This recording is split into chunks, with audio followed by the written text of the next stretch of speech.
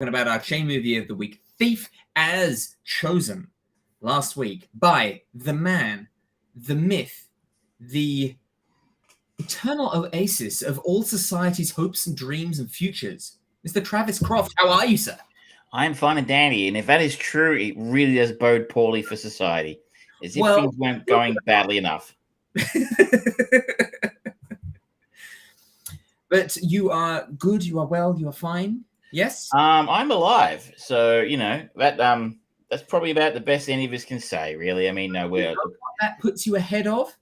Everyone else is dead. Everyone else is dead. Fuck those guys, right? Like, if they were really so good, why are they dead? You know? Quitters. That's what they are. That's exactly. They just quitters.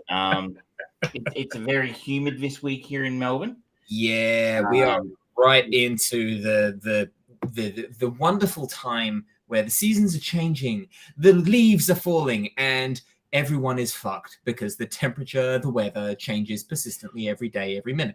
And it's going to be worse on the weekend, so I hate humidity, and that's why I live in Melbourne. If I liked humidity, I'd live in the fucking tropics. But it could be worse. You know, we're not half underwater like the northern half of Australia. We don't have Russia bombing us, so you know the unspecified virus of unknown origin is on something of a down. You know, I should be more positive, but I mean, we have the Batman opening tomorrow night. I am going tonight, actually. Yes, I'm going to see it on Monday because it was sold out on Friday, understandably. And I am going gold class because fuck Matt Reeves.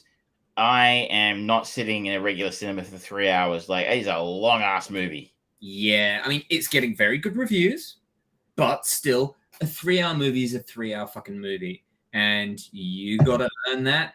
And you got to be comfortable, ladies and gentlemen. You got to be comfortable.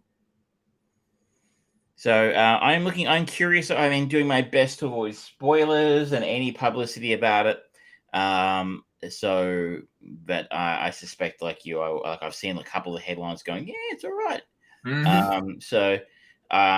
That's all I have to see. Then that'll be fine. But I do try to avoid the reviews, even anything like any kind of indication about what reviewers thought of it. In the sense, like I try not to let that, poison my own reception of a film. My own ideas. The one thing that customers have been talking to me about reviews is, and it sounds just like the typical recycled review of every Batman ever, where the villains kind of outshine Batman. I kind of wonder if anyone leaving that review has seen any of the other Batman films. Well, to be fair, Batman is usually the less interesting, and to be fair, that is oftentimes the case for all superhero movies, is that the hero, we know eventually he's gonna fucking win. He's the hero. They're a straight man to gets to have all the fun. Like, even if we go back to 89, like Jack Nicholson got top billing in that film, or Batman and Robin. Let's not mention it if we can, but like it got Schwarzenegger got top billing over Clooney.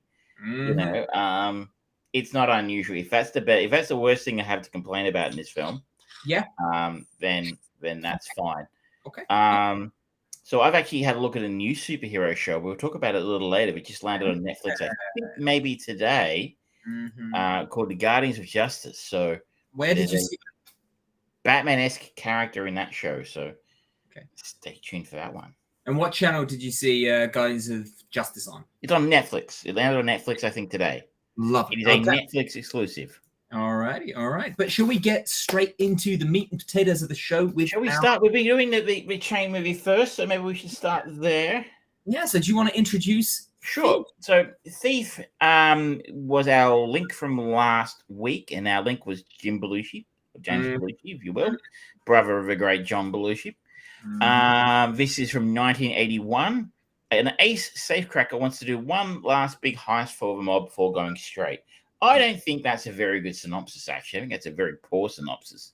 But the storyline, Frank is an expert professional safecracker specializing in high-profile diamond jobs. After having spent many years in prison, he has a very concrete picture of what he wants out of life, including a nice home, a wife, and kids. As soon as he's able to assemble the pieces of his collage by means of his chosen profession, he intends to retire and become a model citizen. In an effort to accelerate this process, he signs on to take down a huge score for a big-time gangster. Unfortunately, Frank's obsession for his version of the American dream allows him to overlook his natural wariness and mistrust when making the deal for his final job.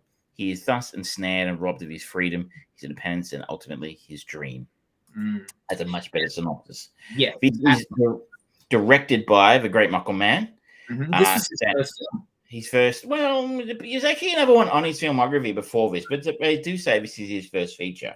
So I'll take that for a given. James Caan plays our protagonist of the film, and his name is Frank. Willie Nelson's got probably a bit of a cameo, really. Is the other big name here is Oakler. Jim Belushi plays Frank's partner in crime, Barry. And the other names you're seeing here, Robert Prosky, you'll know his face, you won't know his name.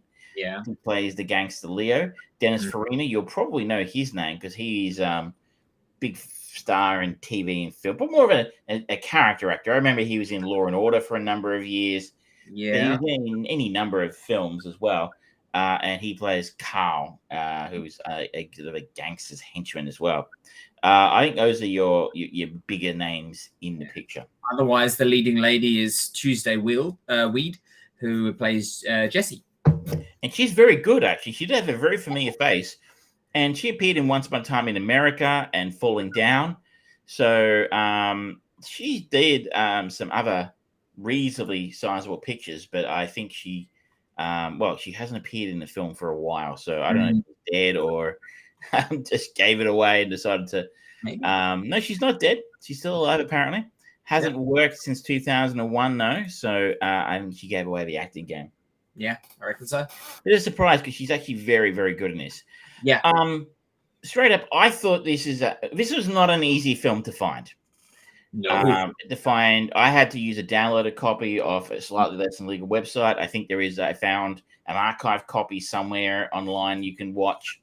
I don't know how legal that is, but as per my usual process and such things, if you're not going to let me buy it or rent it or stream it legally, then I have absolutely no qualms about stealing it. Because like whoever holds the rights to this thing is fucking up royally, because this is a wonderful piece of cinema. I found this a real challenge to watch because it feels like a blueprint test bed for almost everything that Michael Mann has done since. That's definitely true. Yeah, and it's very hard. It's like going back and watching Chris Nolan's Following, where you can very clearly see he's already got that budding sense of his style, of his approach to storytelling, of how he likes to tell his story. But it's unrefined, and there's very obvious edits that's like, the pacing is a little bit off, but and the bits that you've chosen to really highlight, not necessarily quite right, but it's gripping. And I was talking to a friend of the show, Amy, about it, saying that I was finding it hard to watch. And she asked me why. And the simple reason for it is because there aren't really any likable characters in this, but the payoff, like we've talked about the slow burn for many TV shows over the last year and a half. We talked about it with Picard. We talked about it with WandaVision, with the Book of Boba Fett more recently. The payoff, this pays off that slower pace at the start, and it builds that tension. And the last pretty much hour of this movie is really gripping stuff. I agree. I didn't, in the sense that you can definitely see his better known works, particularly Heat, is very obvious in this film. Like the influence of, I think this is based on a book, Frank Homer's novel, The Home Invaders, whereas Heat was based on an actual event, like an actual robbery with North Hollywood bank robbery, which, interestingly, if you look in his filmography, he made a film a few years in the early 90s called North Hollywood Takedown, which was a TV movie in which Detective Hannah is a character. That is the character, of course, Pacino went on to play in Heat. But he talks about LA Takedown being kind of like a trial run of what became Heat, but they're based on the same event. He just said Heat had 6 months of pre-production and a 170-day shooting schedule. LA Takedown had 10 days of pre-production and a 19-day shooting schedule. Michael Mann said comparing one film to the other is comparing freeze-dried coffee to Jamaican Mountain Blue. But you can see that it's interesting that that was 1990. Where did it get appeared? 1989 that film happened. Whereas this film's 8 years before that. But you can see the pieces being arranged on chessboard for him here. You know, the character of Frank being somebody who had, you know, sort of this self-taught sort of jailhouse lawyer-y kind of character who, you know, had this, you know, grand philosophy behind what he did. And at the same time, having this relationship to a normal life, this desire almost for a normal life that he is almost out of reach for someone like him in his world. Very distinctive, very similar to the relationship that Robert De Niro has with I can forget the actress, Amy Brenneman. I can't remember her name. Edie, the character's name was Edie, I think, in Heat, but very similar type relationship that Frank has here with Jesse as Robert De Niro's character in McCartney or something. I can't remember the character's name. Is Neil Macaulay, that's it, has with his girlfriend in that film, in the sense, like, you know, there's that famous scene where they're in the diner, goes, that there'd be nothing in your life that you can't drop and walk away from if you see the heat around the corner. And it's not quite as developed here, but Frank has a very similar philosophy on life. And you know, the interesting relationship with a cop isn't quite there, in the sense that the main cop in this is played by John Santucci, which is interesting because he's a former gangster. And he plays Rizzi, he plays a very stereotypical gangster, so it was a corrupt cop, you know, look on the take. But what really stood out to me in the scenes between Rizzi and Frank was, at one point in time they have a very cursory, a very old school tracing device on his car.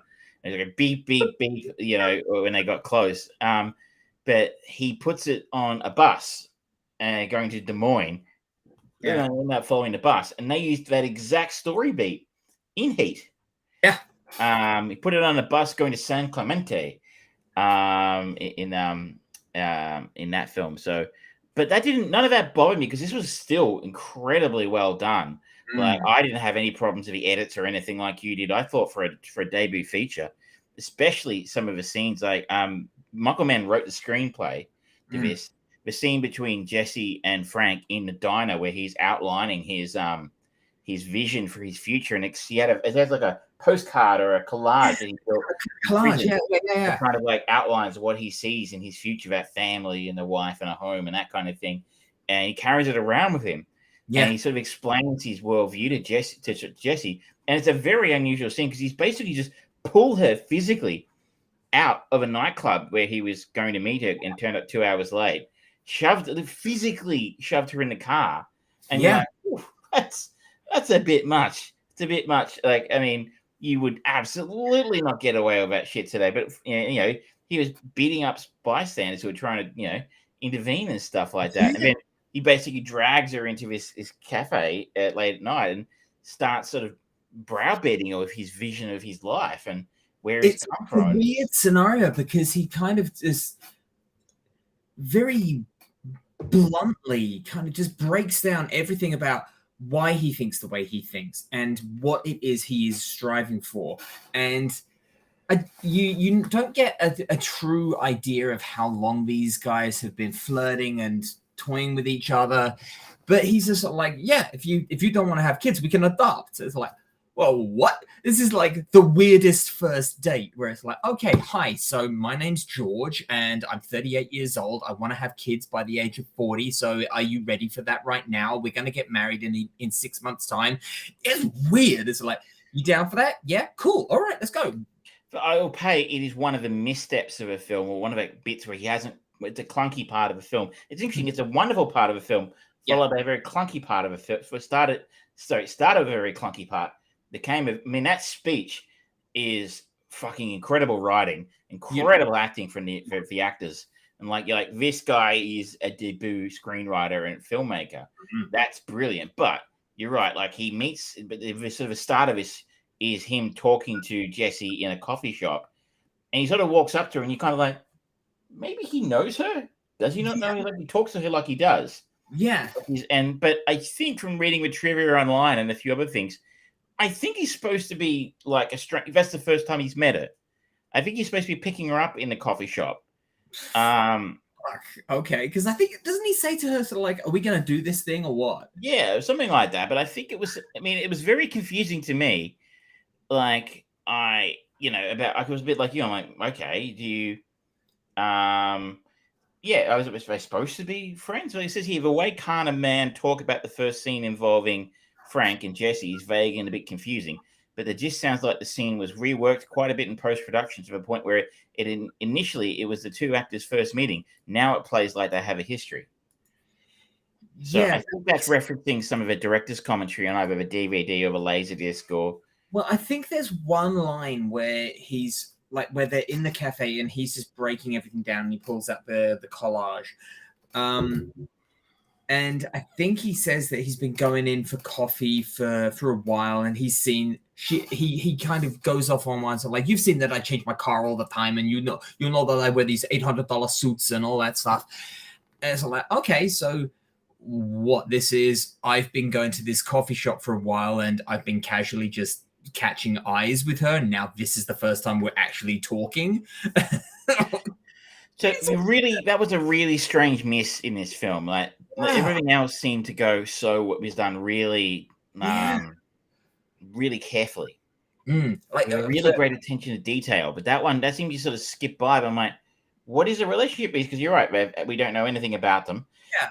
And the film just tends to mislead us a little bit. So I was slightly surprised about that, because it didn't make those mistakes in other parts. And, maybe that was a rookie error and they just thought they'd get away with it. But it doesn't take away from that scene that came afterwards, which is some brilliant screenwriting and acting, as I said. So for me, that I didn't notice any of those. It didn't bother me, although I did very much notice, like, particularly, like I said, the bus scene. I'm like, you're plagiarizing yourself here, Michael. But you're right. It did feel very much like a test run for what later became Heat. Especially, so like a lot of the dialogue is particularly in the second half where any of the antagonistic conversation, like where Frank goes to he goes into the building and has a very, very brutish conversation at gunpoint with the guy saying, yeah, the Gap died, you've stolen my money, give me my money. There's that brutishness and the strange civility to it. It was hyper, it kept on those kind of bits. And even towards the end where what's his name? I'm looking at the wrong fucking film here. There's your problem. Yeah. The main kingpin bad guy. Leo. Yeah, he is sort of like looking over James Caan's character and just saying, yeah, look at him. And he's just threatening him after everything that he's done. And so like, okay, I feel like I understand the movie Collateral way more now, with that tense relationship between Tom Cruise's character and Jamie Foxx's character in the taxi, and just that very polite but threatening manner that Tom Cruise has. And it's like, okay, I understand that more, because it's a part of Michael Mann's kind of repertoire. It is interesting. It's rare you see a director pulling so many of the same moves in like one film, that it's almost like he's picked pieces out of his and characters and ideas out of his film and then reused them 10, 15, 20 years later. I mean, obviously people like Tarantino, you can see his style is there from day one, and he doesn't move away from that really, particularly for the rest of his so far anyway. He's never done too much that's outside of his comfort zone, and you sort of say same sort of thing with Nolan. You see Nolan's earliest work. You can kind of see some of his tropes. Tim Burton, for example, as well. Yeah. But they have a style, but actual story elements and beats and tropes and things like that. But he's not something you see people. Now, obviously, apart from the wink at the audience thing, like when Tarantino will have like feet in the car window, you're like, Yeah. we get it, all right. We know what you like, but like the actual serious beats like this is rare to see it actually form. Such a part of a director's almost toolbox that he uses.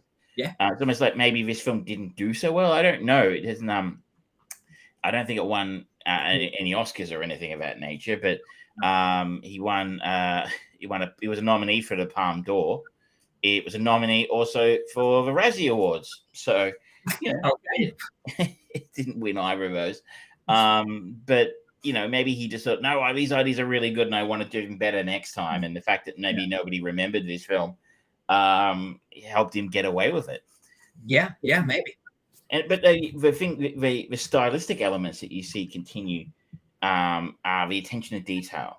So one of my favorite little tidbits of trivia is, at least at one point in time, the U.S. Army used to use the bank robbery street shootout from Heat as a training tool on how to perform a retreat under covering fire or something of that nature. It was that well done. Now, I can only assume that Michael Mann probably doesn't know a whole lot about retreats under fire or how to rob a bank. I'm guessing he just had some really good advisors on the film. Like, again, like this film, he actually had actual crooks and actual gangsters. Dennis Farina was an actual police officer before at the start of filming. So he had actual people working in this film who apparently were, pretty knowledgeable in the world of organized crime. Maybe I'm assuming he maybe had some of the same kind of experts and stuff advising him on Heat. But what he did do in this film, apart from those, that the feeling you might get from the way people might talk about actually having actual gangsters and actual police officers on your set, but the equipment that the people, the bank robbers and stuff, are using in this film is real, actual equipment you would be doing. This kind of thing. I think they actually do. There's like drills and welders and shit, and they actually use these tools. And those are two, particularly the opening where we see Frank doing his job with that. The meticulous nature that Frank's character, it absolutely nails the professionalism of the character. And when he's using the ridiculously big welding torch, and it's got like three guys all doing it and putting out fires and things like that, it really sells the world as real and legitimate. He actually was doing it. That thing actually cuts through anything you put it in front of it. It burns at like 8,000, 9,000 degrees. It's called an oxy lance, apparently. So, that was apparently a very difficult scene to film. I can imagine it would have been. But you're like, what a request, what an interesting idea for a first-time director. Yeah. To actually insist, no, I want my star, James Caan. He was in The Godfather, big star. I want you to learn how to use a magnetic drill and drill into a into a safe. I want you to learn how to use an oxy lance. You could imagine quite a number of actors would probably be not real comfortable with something like that. It kind of reminds me of that scene in Once Upon a Time in Hollywood where Leo DiCaprio is using the flamethrower. He goes, "Oh, it's really hot. Can we do anything about that?" And he goes like, "It's a flamethrower." But I'm like, once I read that, I'm like, wow, that's probably why those scenes seem really, I don't know, really intense, but really convincing. You're really bought into it. If I have a criticism, it's that maybe they spent a little bit too much on it. Like they seemed very impressed by this. Like, oh, look at this. Well, this looks really good. I'm going to spend 10 minutes on, steel dripping in the safe, because I got the shot, I got all this footage and it actually worked. And you're like, yeah, it's not really that interesting to look at though, so you could have moved that kind of thing on a little bit quicker, but I can understand. I'll give him a pass on this one. You work very hard to get those shots. That's so fair. I can understand your reluctance to cut them. Yeah. let's talk about the actors a little bit as well. Yes, I was about to do the same. James Yeah. Caan is incredible in this film. I think we Yeah. forget what an insanely good actor he was Yeah. in his prime. This was a hot streak Yeah. for him. This sort of 10 years or thereabouts. So we go back to 81. He was in the Godfather films in the 70s. Who could forget Rollerball? The original. Rollerball. Yeah. Oh my God. A Bridge Too Far, 1941. He did a lot of flops in there as well, but you know, he's when he's been on like Misery, possibly his most iconic role. Sonny Corleone. Yeah, but still, For me as a kid, what my iconic roles as a younger person, shall I say, my two iconic roles for James Caan were Alien Nation, a deeply overlooked science fiction film from the 80s, which I loved. Mandy Patinkin as the alien. Yeah, great film. Great film. And the other one was Mickey Blue Eyes from the 90s with Hugh Grant. It's like, forget about it. Not forget about it. Yeah, I know. Stupid movie, but it was funny. But then even he's been relevant from the 70s, the 80s, the 90s, the 2000s. Like, people, you say James Caan to people and they'll go, "Oh, the guy from Elf." Yeah, well, for me, I'd be kind of insulted about that, but yeah, but people loved him in that. Yeah, but still popular. Look at the Pirate Bay top 100 downloads. That film's been in there for months. Like, Elf? I mean, there's not a lot of Elf. Yes, especially at Christmas, it was near the top. Now, yeah. I'm sure they're not particularly interested in that, the people at the studio, because they're not getting money from it. But that says something about how fondly it's remembered. Yeah. And he's still working. He is still working. He's going to be Megalopolis, which I think is a new Coppola film, the new Francis Ford Coppola film that he's paid for himself. Decent cast there. So he's 80 and he's still working. But just in this film, like little bits and pieces in here really, for me, impressed me. When you realize it, you didn't actually necessarily notice it the first time around, but you go back and look at it. He speaks without contractions. He doesn't use contractions. He speaks, and the idea there was that he speaks clearly. So, he doesn't like repeating himself. That prison, that vibe of someone who's done it hard in prison, isn't interested in being misunderstood or repeating himself. So he speaks very clearly and doesn't use contractions. Yeah. At the same time, he does speak. He's also he's not quite as polished intellect. Like, I think he uses the word elected once or something like that. And you kind of like, and that apparently was deliberate. There's also another moment where I was quite impressed.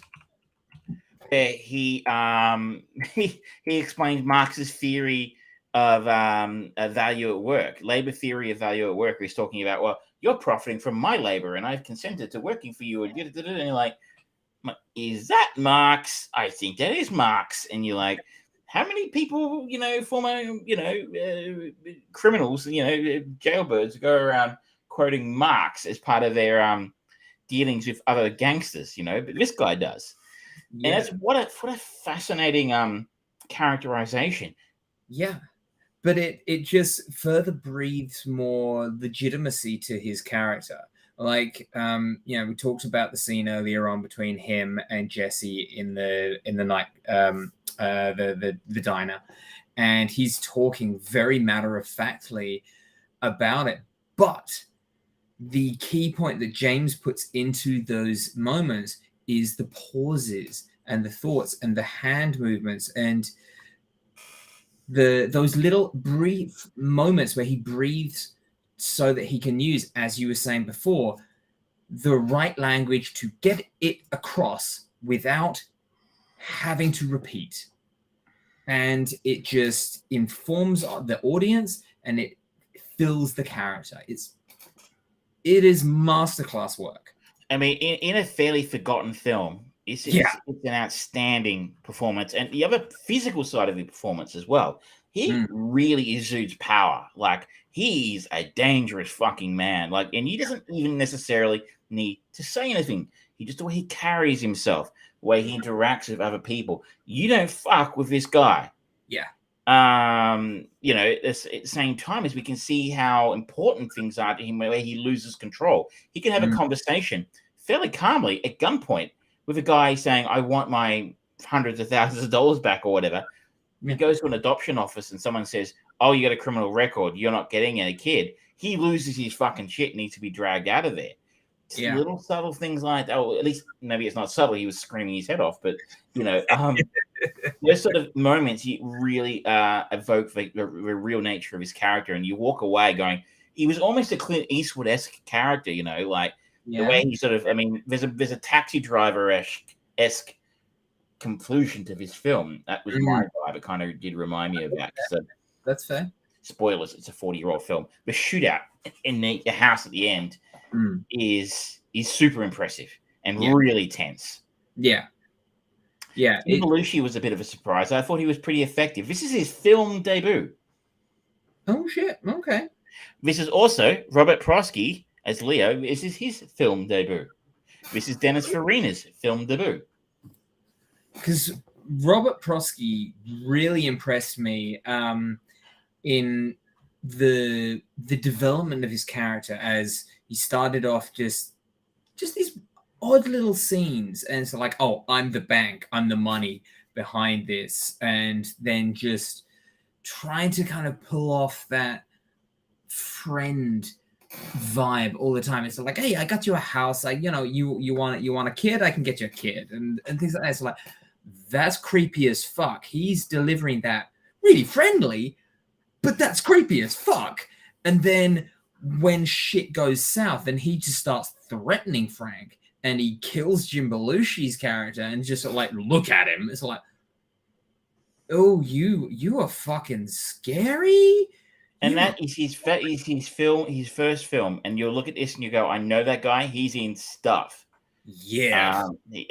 Like I can't even. You just go, I have seen him in so many different things. Miracle on 34th Street, Mrs. Doubtfire, Last Action Hero. Maybe that's the one I remember him from. He was Nick, the cinema attendant who owns a cinema in the real world. Yes. Because that's a film. I think that's a film we both love. Yeah. But you're right. He's terribly menacing in this film. I mean, he's got one of those kind of like Richard Attenborough kind of faces of, oh, he's friendly old guy with a beard, and yeah, but when he turns it on, he's fucking scary. Yeah, and the way he takes care of business in this film is he does not fuck around. But I tell you what, though, neither, like I said earlier, neither does James Caan in this film, and well, I mean, you can kind of put together probably what happens to him at the end of the film. But Mace doesn't pull any punches. He's brutal. Like when James Caan decides, when Frank decides he's going to go to war, he goes to fucking war. Like the scene where he kicks Jesse out of the house, and again, it was very similar to, like I said earlier, to the scene where Robert De Niro walks away from Edie in Heat, though perhaps a little bit more touching in the sense you can remember in that film, he just sees her in a crowd and turns around and walks away. But unspoken, they both know what's just happened. Whereas in this one, Jesse has no idea what's going on. Yeah. And he's like, get out, get your stuff, and go, I'm kicking you out, leave now. He's really cold and brutal to it. But I guess we as the audience know where it's coming from because we know what's happened. But under this, he's doing this for her, not to her. But then he blows up his house and these were real explosions, by the way. This is not CGI shit like it's the 81. Then he blows up his bar. He blows up his car dealership. And that great moment when he's at the car dealership, he's setting all his cars on. He owns a car dealership. He gets that postcard, that collage out of his pocket of the life he wanted when he was in prison. He screws it up and he throws it away. Yeah. It just the whole sequence of him just kind of clearing house feels almost biblical, of raising everything to the ground, salting the earth, and just like, yeah, you will have nothing to fucking hold against me, motherfucker. Boom. Yeah, it's you want to destroy me, you won't destroy. I'll destroy myself before I let you destroy me. Better to die on your feet than live on your knees. It's kind of the kind of vibe happening here. I think that sort of really rounds out. I mean, there's not really a whole lot else that anyone else who gets sort of major screen time here. Yeah. I thought the cinematography, as I sort of said, I think is not, apart from some maybe lingering a little bit long on some of the technical stuff that obviously Mann was very interested in. I thought it was beautiful. I liked those shots from the top of skyscrapers and stuff like that. I felt really, really guilty that I wasn't able to get a better quality copy because, like, just looking at the screen caps on IMDb, it looks beautiful, and the quality that I was watching at, it was blurry. It wasn't a good quality copy, and it's like, fuck. Because Michael Mann has always made it's another one of his tools. He makes the city that he's filming in part of the film, a character in the film, and the quality of the copy that I was watching diminished that for me, which is fucking travesty. It just goes again. Unfortunately, we are using slightly less and not ideal means to watch this kind of thing. Yep, give us an option, we'll use it, but otherwise, we'll make ends meet. I wonder if this is like a Star Wars holiday special. He just like Michael Mann owns a copy, owns the rights. He's like, no one will see this because, like, I don't want people to see where I'm stealing my ideas from other films. I actually found myself going, this is a forgotten classic. This is a forgotten classic, but maybe also, at the very least, from a cinematic perspective, it's kind of a bit of an interesting curiosity, if nothing else, because it's a time capsule. You see where he came from. Yeah, I think it's more important as a legacy piece rather than, for me, I don't know if I would qualify it as a classic, because without this, we wouldn't have got so many other great films that Michael Mann went on to create. I think that this is an incredibly formative movie, and it's important to watch, especially for any aspiring writers and directors out there, because it's like, okay, this was his debut in both roles, and he managed to do this. This is an inspiring piece for anyone who wants to get into the industry. This, I said it before, following by Chris Nolan, Reservoir Dogs for Quentin Tarantino. They're those really immaculately, tightly controlled pieces that put exactly what the director and the writer wanted on the screen and just go, yep, we are making a statement with this, and we're going to hold through from beginning to end. It's a great start. I mean, maybe I'm being a little generous, but I enjoyed it. It is a bit slow in parts. Yeah. It is a bit dialogue heavy, I guess, in parts for some people. It is a little dated in parts. Yeah, like I said, some of it, and as I said, he's so excited by what he got caught in those technical scenes that he maybe spends a little too much time on them. But for it was a gripping film for me. I enjoyed it immensely. If you like Mann's work, if you like Heat, like I fucking love Heat. Yeah, like that's a great fucking movie. If you enjoy that, you're probably going to enjoy this. If you're a big fan of Michael Mann, you're going to enjoy this. Yeah, I'd say it is worth hunting down. If you can find a copy, I believe it's part of a Criterion collection on a shiny plastic disc somewhere. If you are so inclined, it is not available to stream or download anywhere in Australia. Maybe it's different in your country. I don't know. Maybe. But if you can, there's a fairly decent 1.8 gigabyte rip of a DVD on pirating sites. I'm sorry, I'm not feeling guilty if you won't sell it. So I would recommend it if you see it around. It's on TV. Yeah, it's playing at the App Store. It's on cable or something late at night. You're like, it's James Caan. It's worth it for Caan's performance alone. Yeah, 100%. The last thing I'd like to talk about is also our link for the next movie, and that is the music. Tangerine Dream. Good call. Yeah, Tangerine Dream. And they were the ones who got nominated for the Razzie, by the way. Oh, really? Worst music, which I thought was a bit harsh. It's very distinctive, isn't it? Yeah, it's very distinctive. It is very typical style for a Michael Mann movie.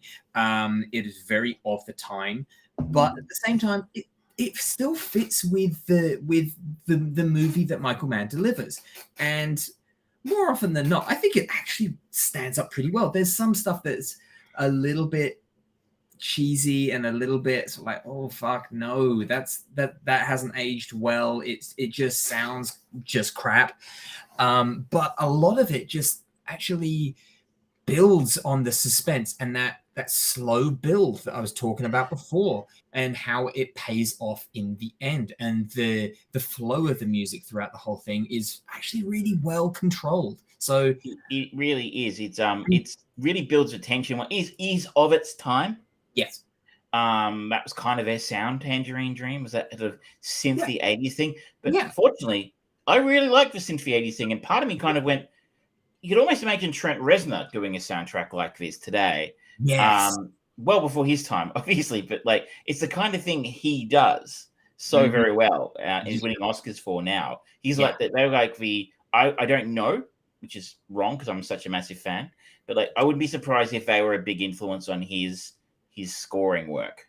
I'm not angry, Travis. I'm just disappointed. Well, I am going to be on another podcast. A friend of mine has a podcast where he's going to be interviewing people about their passions. Oh, and I mean, obviously, I thought I said, well, your film would be one because like everyone's doing that. And I was like, well, Nine Inch Nails is a bit of a passion for me. I have seen every concert they've played in this city, bar one, since the turn of the century. And that was only because I had to go back to Adelaide the next day. I literally went and saw them live, went home, slept for 2 hours, and then got on a plane and flew to Adelaide.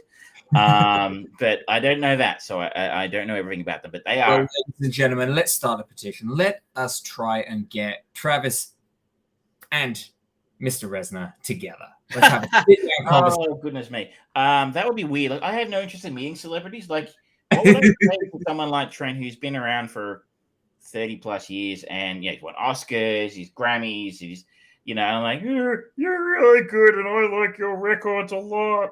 I like all your records. I'm like, fuck off. He's not going to be interested. But like, and I've heard he's kind of a dick. Don't meet your heroes. I was going to say, I've heard about the time you met Alan Rickman, and he rudely rebuffed your request to recite. He did it in the best way. He did it in the best way. It was very Alan Rickman, and I love it. No. How rude. Rest in peace. But so Tangerine Dream is our link, I believe. Yes, Tangerine Dream is our link, and we are going to a movie that I have not seen. It is directed by Catherine Bigelow. It is Near Dark. Near Dark. The vampire movie where not once in the movie are they referred to as vampires. Wow, maybe they didn't have a rights. I think back in those days, rights were not so much of an issue. But so this stars Lance Henriksen. Yeah, this is basically the same cast from Jim Cameron's Aliens in a vampire movie. And for those who don't know at home, this is a small-town farmer's boy reluctantly joins a traveling group of vampires after he is bitten by a beautiful drifter. Very good. I have not seen it either. And fortunately, it is on SBS On Demand. So for free, if you're an Aussie.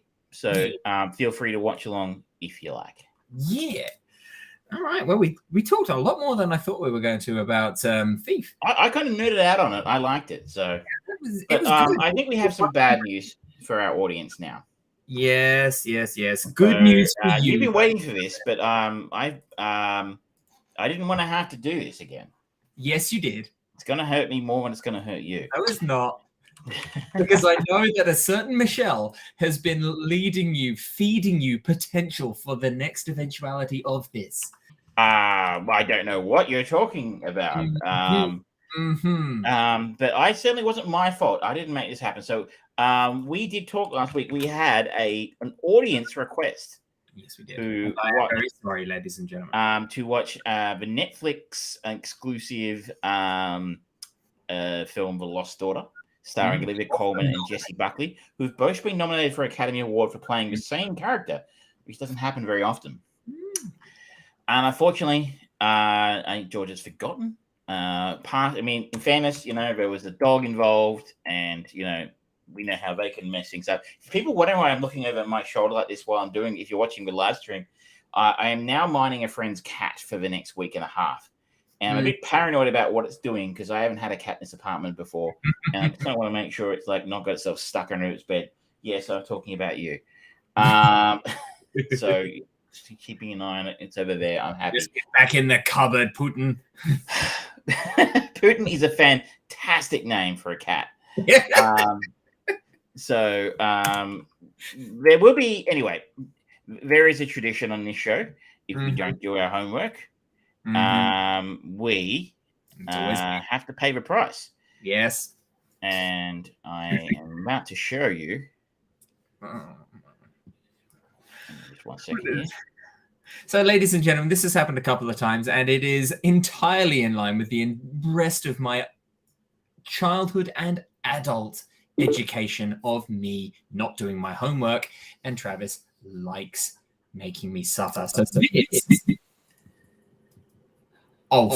you.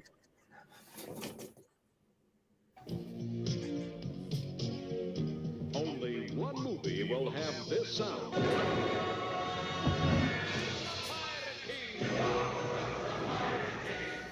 And only one movie will have Christy McNichol and Christopher Atkins singing.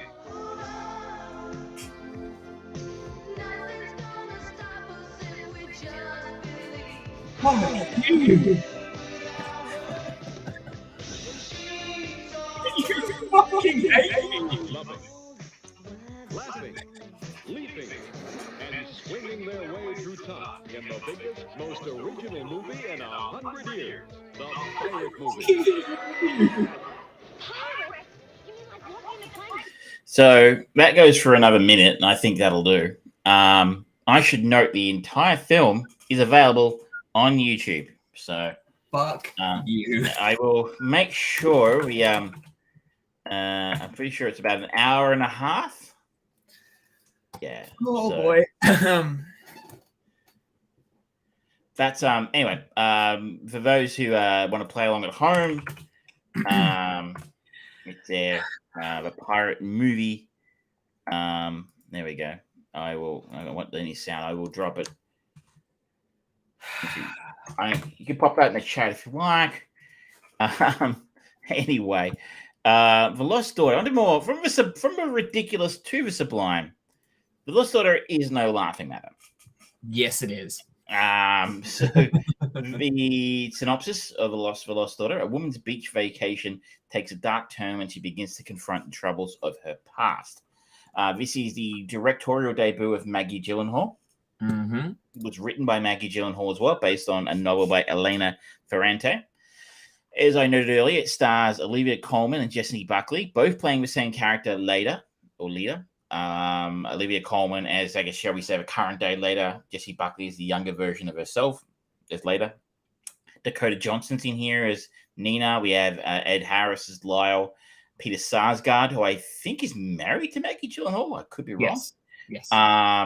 He pops up for a bit of a cameo here as well. So this is a fairly confronting film to look at for a few different reasons, in the sense that it's quite squarely focused on telling a story from a female perspective.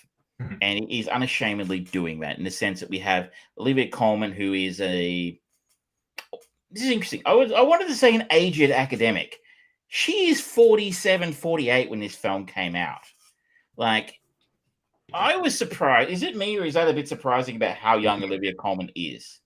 That's surprising. I feel like especially being British, Olivia Colman, I feel like I've grown up with, and probably because I basically have, apparently, because I feel like she's just been on TV as long as I've been around, and that seemed, wow. I don't want to be rude here, but she looks a lot older than 48. I would have said mid-50s easily. That's fair. That's fair. She's not. So she's not young. I don't know. I assuming she actually. The reason I know she's that old is because she states her age in the film, and I went and checked, and that is her actual age. Yeah. So she is an aging or a middle-aged academic, shall we say, who's in her late 40s, and is now on a holiday on a Greek island. We see her sort of wandering around the island, and as she's doing so, she sort of bumps into this family of mainly mobsters. This is the easiest way to put it. Dakota Johnson plays Nina, who is married to a mobster. And they are just a repulsive. He's played by Oliver Jackson Cohen. He plays Tony, and he's quite menacing. And they're just the most obnoxious kind of American, rude, crass, horrible people who just kind of like, we're kind of like, she's sitting on a beach and on a bar lounge, and they come over and go, "Oh, can you please move over there so all our family can sit together?" And she's like, "No." And they get really snippy at her and shit. And you're like, wow, that's kind of ballsy, actually. She's kind of a ballsy character. She's like, "No, I'm here. Don't fuck with me, right?" That seems to be Olivia Colman's modus operandi, though. Like in The Night Manager, she took no fools. She takes no shit, and she takes no shit in this film as well, which is actually kind of like actually made me tense because I'm like, that's so not what I would do. And it's actually probably quite unusual for a British person who doesn't want to make a fuss. Yeah. Like, yes, absolutely. I'll go over here and then I'll complain. Please don't kill me. And it's a bit like that because they're really ugly, menacing people. But she starts to form this relationship with Nina. It was interesting, Nina. She's sort of looking at her and her daughter. And I guess what this evolves into as this holiday goes on, is we experience these flashbacks go on in Lita's head to her younger days as a mother. Nina is on the island with her small child. Initial one being when her child goes missing one day on the beach, and everybody's going around hunting for her. And that takes us back to an occasion in Lita's past where she had lost her daughter. It's never really explained whether she got her back, but I'm kind of assuming she did. But it's sort of that kind of fear that you can see in Nina. I see as kind of really triggering those sort of darker moments from her past. And as she goes on through this holiday, these things continue happening. She'll see something. She'll have an emotional reaction to something going on around her, which mainly caused by these horrible gangsters who are on the island. And she'll remember a moment from her past. So we experience her, as I sort of said, played by Jessie Buckley, as a young and up-and-coming academic, as also at the same time trying to keep a relationship alive with her husband, played by Jack Farthing, and be a mother to two young daughters. And through this, we really start to learn a lot about who Leda is and was, in that we start to see a few things that, well, it's kind of a shit thing, doing a shit thing's not the right way. It's a significantly difficult job to be that person, to be trying to keep all those plates spinning. Particularly the parenting plate is the one that we sort of focus in on as being, potentially the hardest one, in a sense. She's trying to achieve all these other goals around her, but she's got this massive burden of being a parent to these two children. And it's not something as to say, wow, she really hates these children. She hates being a mother and she regrets ever doing it. I didn't get that vibe from her. She obviously loves her children, but at the same time, they can be a crushing burden of responsibility when you're trying to go about all these other things.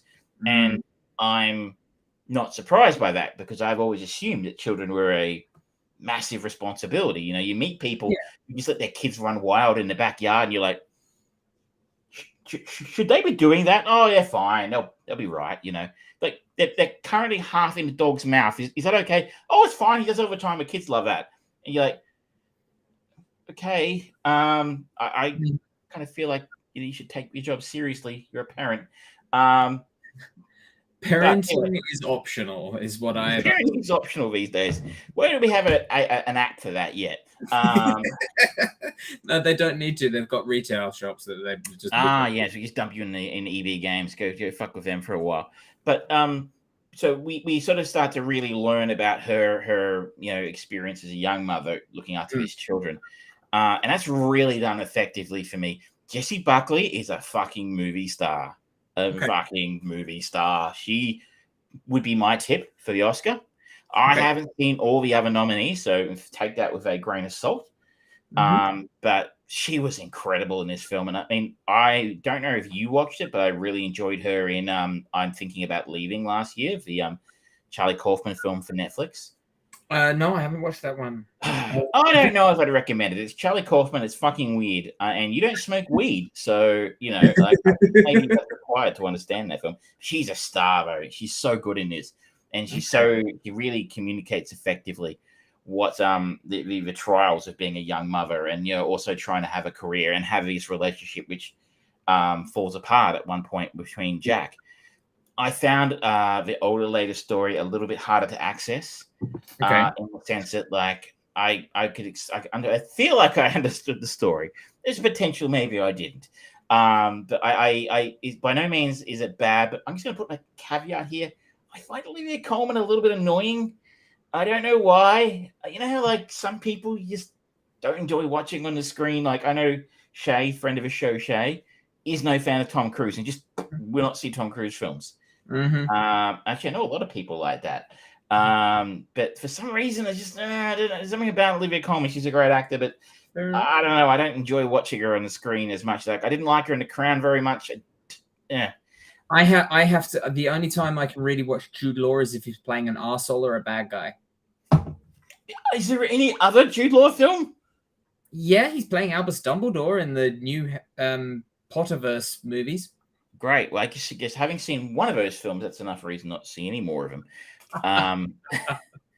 But there's another knife for you, Travis. Just take it. It's okay. I guess it's also because her story is a little bit more complex to understand. Like there's a bit more nuance to it. And let's know, I am not a nuanced guy.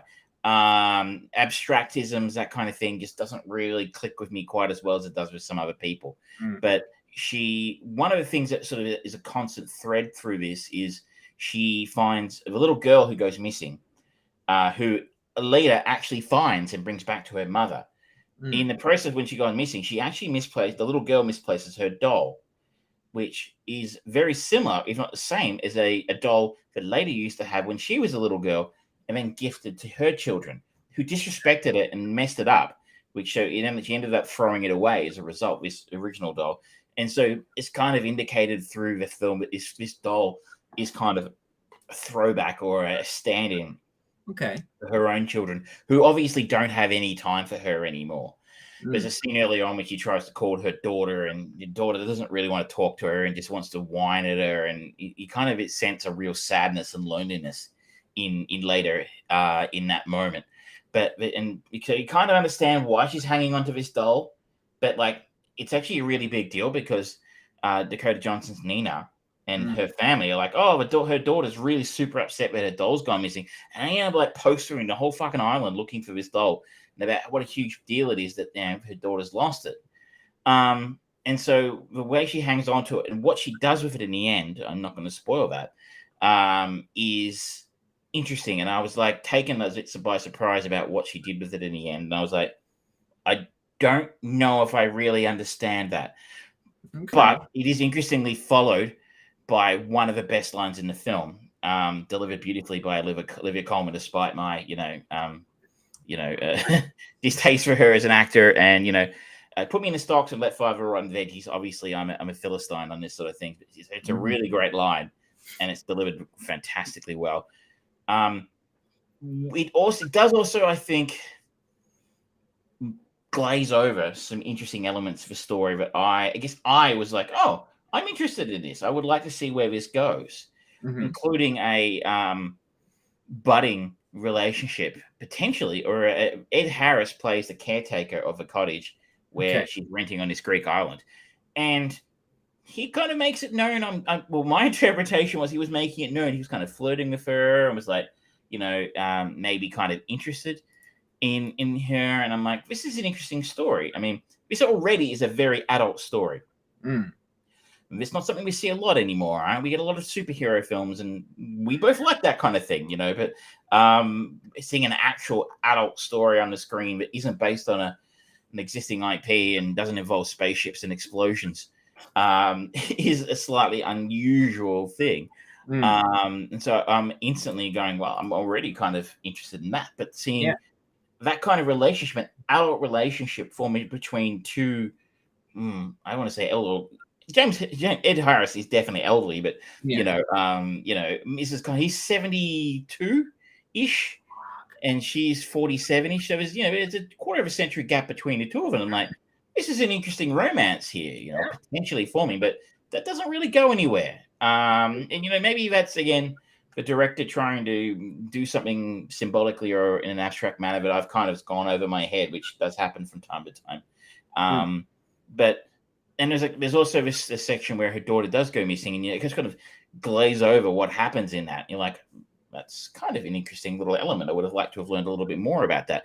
But I just suspect that's not what the picture's about. And I suspect it's not really about what happened to her daughter. It's about the bigger picture of building up this story about who Leda was and the troubles that she had in her earlier years. So it sounds like those ones are more to do with just the director's choice of where the story is going and how the story is being told. I think absolutely. I just think it wasn't what those elements were not what the story was about. Yeah. Okay. And it just happened to be some of the elements of a story that I was like, oh, that's interesting. You don't see that very much. And that was like, it's Ed Harris. And like Ed Harris is great in fucking everything. Yeah. And it's also, well, you might see a film occasionally where you have that romance with both of them are in their 70s. But like Judi Dench and Ed Harris, and they get together. And that's sort of the one for the older crowd. But like someone in middle age flirting with someone who's in that winter years of their life kind of thing for, like that's an interesting angle on a relationship. And, where is that going to go? Oh, it's going to go nowhere. Okay. This is a well-made film, and I'm very interested to see what Maggie Gyllenhaal does in future. She's obviously a very capable director. So I don't know. This is 2 hours. I would not go so far as to say it should have been shorter. That there were moments in this where I was like, come on, move it along. Get something should happen soon, But in fairness, not much does happen in this film. So I'm not saying that as a criticism, just saying that as a fact. It is a talky, relationship, character focused film. Cool. So there's not a lot of, when you say the troubles of her past takes a dark turn, you may be like, her former lover who's a gangster turns up on the island and oh no, things happen. Like nothing like that. It's a dark turn. My name is Esteban and I've come back with your daughter. Mendoza. The darkness is inside her. That's the dark turn. She takes a dark turn, and the sense of danger presented by the gangsters on the island is there, but it's not really doesn't really come to the fore terribly often. So I think you should be aware of that when you're going into this film. This is something that requires a great deal of attention to detail, a great deal of attention on what's going on the screen. This is not the film to flick on in the background while you're on Instagram or something like that. Is it confronting? I don't. Parts of it. I mean, depending on your perspective on things, like I said, like I don't want to spoil the line at the end. It's that particular line at the end about Leda's philosophy on life that some people might find a little bit confronting about her attitude towards things. Glass is half empty. Yeah, just that she's an interesting character. She's not the kind of character you see portrayed on television, or cinema very often, in the sense that she is someone who, I'm not going to give too much away here, but doesn't have any great love or of her job as a parent. I think parenthood is portrayed in a certain way in cinema in the West. It's like children are almost a savior. They save relationships. People who aren't naturally you may not think you want children, just have them and you'll find you love them and you'll be an amazing parent. Thinking of a film like Hugh Grant in 9 Months, with Julianne Moore, and like, oh, he finds out she does want to be a dad after all. Hugh Grant in About a Boy, he becomes sort of a surrogate parent to the little boy. I think he actually became a big star. I can't think of his name right now. Tony Collette's son, but Nicholas Hoult. That's it.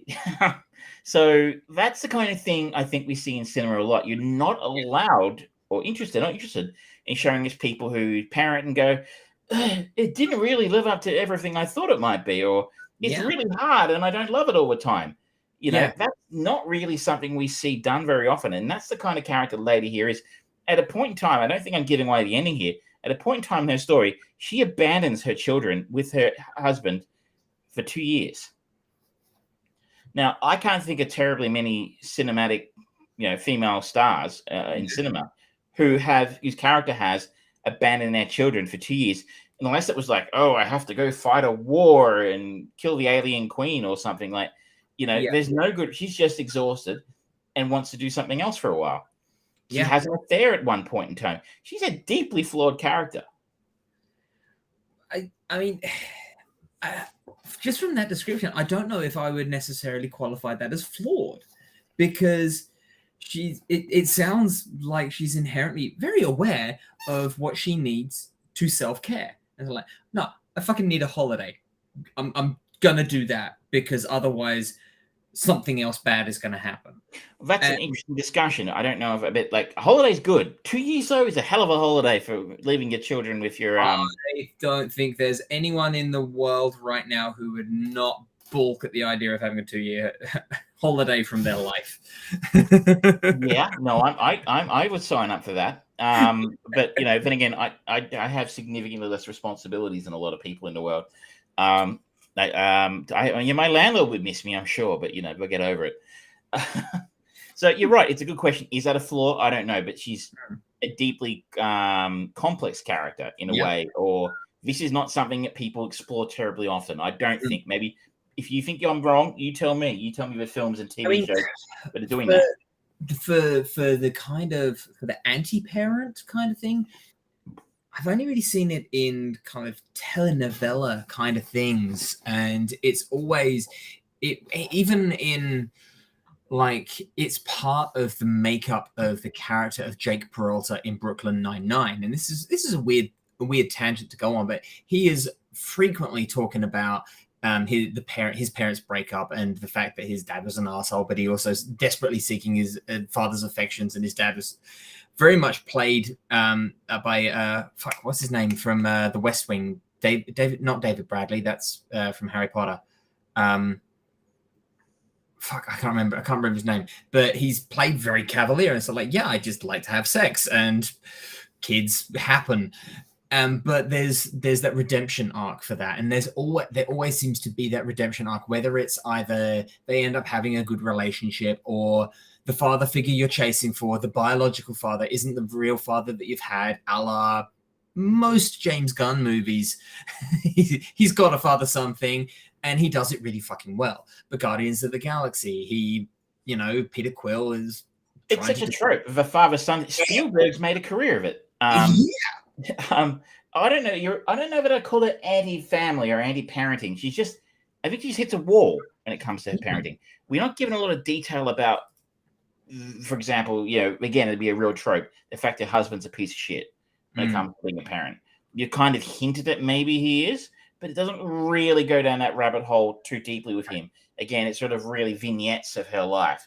So I'm not trying to criticize her here. I'm just trying to say, this is not a character you see you will see portrayed very often. There's someone with this kind of interesting, complex backstory. Usually, obviously, we kind of smooth that kind of thing out, and a dead child might be an interesting motivator or something like that. Or the deadbeat dad is a common trope. Yeah. But I mean, I don't know if you call her a deadbeat mum. Maybe you would. If a guy took off for 2 years, you'd probably call him a deadbeat dad. I don't know. Maybe I'm looking at this in the wrong way, but I wouldn't say it's confronting in terms of content. There's no great nudity. There's one or two scenes of suggested sexual activity. So that's not really in there, but it could be confronting in the sense of it's asking from a great deal from its audience in terms of concentration, in terms of energy, for making sure you pay attention to what's going on.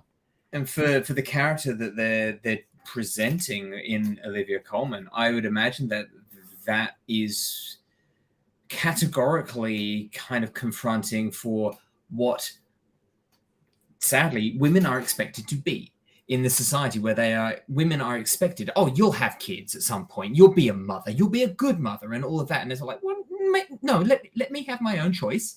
And it must be either very confronting to have someone who makes that choice, or very liberating to suddenly go, thank you, someone who finally fucking gets it.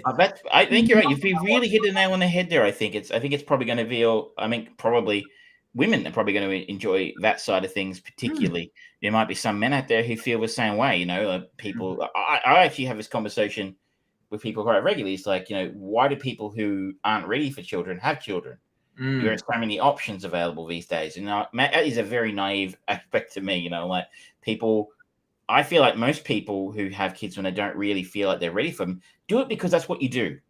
Yeah. You know, there's that societal expectation. You grow up, you finish school, get a job, meet a girl, boy, girl, them, they, somebody, get married, have children, buy a house, die. You know, that's kind of that's sort of the game loop. You know, like and you know, a lot of people probably have found themselves at the later stage in that going, hang on a second, this isn't kind of what I wanted, but this is just what I did because society said so. And you're right, probably the majority of people who are going to find themselves having been browbeaten or bullied or, you know, pushed into that in a way without actually really, you know, having a choice in the matter probably are going to be women. And they might actually, I suspect, end up, you know, finding an ally in a way here in Lada's character. They're probably going to have a great deal of empathy for the world that she's in. So from that perspective, I'd say it's definitely worth a look. Okay. If you can't concentrate on a story for 2 hours without, without great amounts of action or transforming robots of some description, there are none that I'm aware of in the film. There are some cars that may have been robots. I wasn't quite sure. There maybe was an after credit scene that revealed that. I'm not sure. But look, if that's not the kind of thing you're into, if it's a talky character study and that's not what your jam is, and then give it a wide berth, and you probably would have already. Yeah. If you did some really great performances, especially from Jesse Buckley, and exploring some stuff you just don't see done very often, it's worth a look. Okay. And it's on Netflix anyway, so you're probably already paying for it. Yeah. All right. Lovely. Now, is it time for sponsors? I think we do. We have a sponsor this week. Okay, lovely. What is our sponsor for this week? Apart from the Pirate Movie, which have generously provided their content free of charge, I hate you. We will be having sponsored this week by the Sale of a Century Australian Championship Final from 1987. That was an Australian game show for those who are unlucky enough not to have grown up in Australia. Well, I was lucky enough to be in places that were different. Where you could meet Alan Rickman and Tom York and they could ignore you and stuff, be rude. Alan Rickman didn't ignore me. He was just very depressed and I wanted to make him a cup of tea and give him a hug, but it seemed inappropriate. Probably. All right. Muslims. Dave. Iran? Yes, it's Iran. Here comes Dave with a late run. Up to you, Dave. I don't know why, but I'll take the home viewer. Why don't you? Okay, it's... Congratulations, Dave. You won a swivel recliner chair and matching footstool, both crafted in luxurious leather, valued at $1,100 from Scan Design. a nice prize. The money would have been better. And here, in fact, was the money. That's right. The wild card was with the Esplanade Hotel. The other money was with the Melbourne Tram, and the Devil's Marbles had the $25. It was all there. All right, it's come to this now. Fast money coming up. Only one place in the final for one of these fine Australian players. The difference is $5 in front. Carey, 75, David, 70, Virginia, 30, and Dave, 28. It's pretty close at that level, too. And in fast money, anything can happen. You get a run on. We'll be back after the break to see if it does.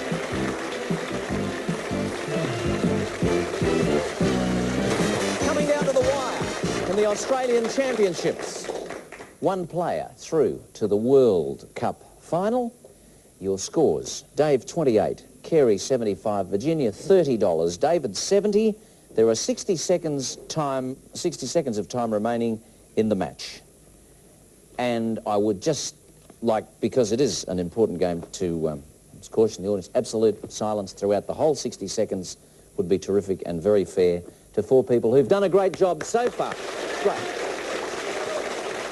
All right. All the best, everyone. The time is up there, and that time starts now. What kind of creatures are quails? David. Birds. Right. In which large country is the city of Minsk? Kerry. Soviet Union. Right. What nationality is explorer Sir Edmund? Kerry. New Zealander. Correct. Of which ancient civilization was Ovid? Dave. Greek. Rome. In culinary terms, what is a mangosteen? Virginia. It's a fruit. Correct. Havana is the capital of what? Virginia. Cuba. Correct. Which British general was called the Iron... David. Wellington. Correct. In which of the arts was Benjamin Britten? Virginia. Music. Correct. In which European country is the Karl Marx unit? David. East Germany. Correct. The 18th century biographer of Dr. Samuel Johnson? David. James Boswell. Correct. Which six-letter title is used for? Virginia. Don't know. Brunei. Sultan. In which biblical test... Yes, Dave. Old. Correct. Which acid is also called vitriol? Kerry. Sulfuric. Correct. Which London street is famous for medical? Kerry. Harley Street. Correct. Who wrote the opera The Flying Dutchman? David. Wagner. Correct. What kind of animal is a German wirehead? David. Dog. Correct. What starting with D is another name for an ash? Kerry. Dirigible. Correct. Which Asian country included the island of Mindanao? Kerry. Philippines. That's it.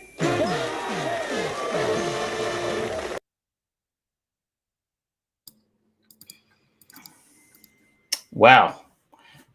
How about that? We got a nail biter. Mm-hmm. That was Always the host impressive there. when you get that on the buzzer one.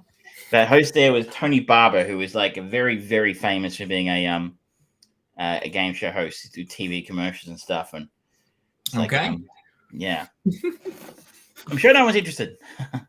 Now then, I am going to be putting myself through pain and torment and suffering next week with the pirate movie. Thanks, Travis. But I started my pain early because there's a new game that came out. I'm going to talk about Elden Ring, if I may. That's painful. It's been getting 10 out of 10s everywhere. Yeah, this is a From Software game, and they have made one hell of a name for themselves, making solid, brutal games such as Demon's Souls, Dark Souls, Sekiro. They are games where, for lack of a better descriptor, they punish you if you don't get the right rhythm with the bosses. And I mean, they're famous for just being fucking hard. yeah, And it's basically trial and error, and you figure out the rhythms of every boss, and that's when you beat them. exactly. And Elden Ring is their new release. It is available on Xbox and PlayStation, cross-generation, PS4, PS5, Xbox One, Series range. And it's also available on PC. This is getting a bit more press because obviously From Software have been building a reputation of solid, good quality, high quality games for a long time, even if they are punishing. This gained an extra little boost because it's based on a story idea by George Railroad Martin, guy behind A Song of Ice and Fire, also known as the Game of Thrones series. And I wasn't going to get it because the From Software game's really not my thing. I tried Sekiro, beautiful, really beautiful game, but I'm not a good gamer. I've said that many times, and I will happily say that to anyone who will listen to me. Not my kind of game. So what the hell am I doing playing Elden Ring? I gave in to FOMO. I just bought it, put it in, and it is a very beautiful game. And it is a cross between the classic From Software games of those brutal bosses that just so happen to roam around and are heinous, mixed with a far more open world than we've ever had before in a From Soft game. From Software games, generally more linear. You start one part of a dungeon, you work your way through to this end, and then the story moves on. This, you've got a much, much bigger area. It's much more vertical as well.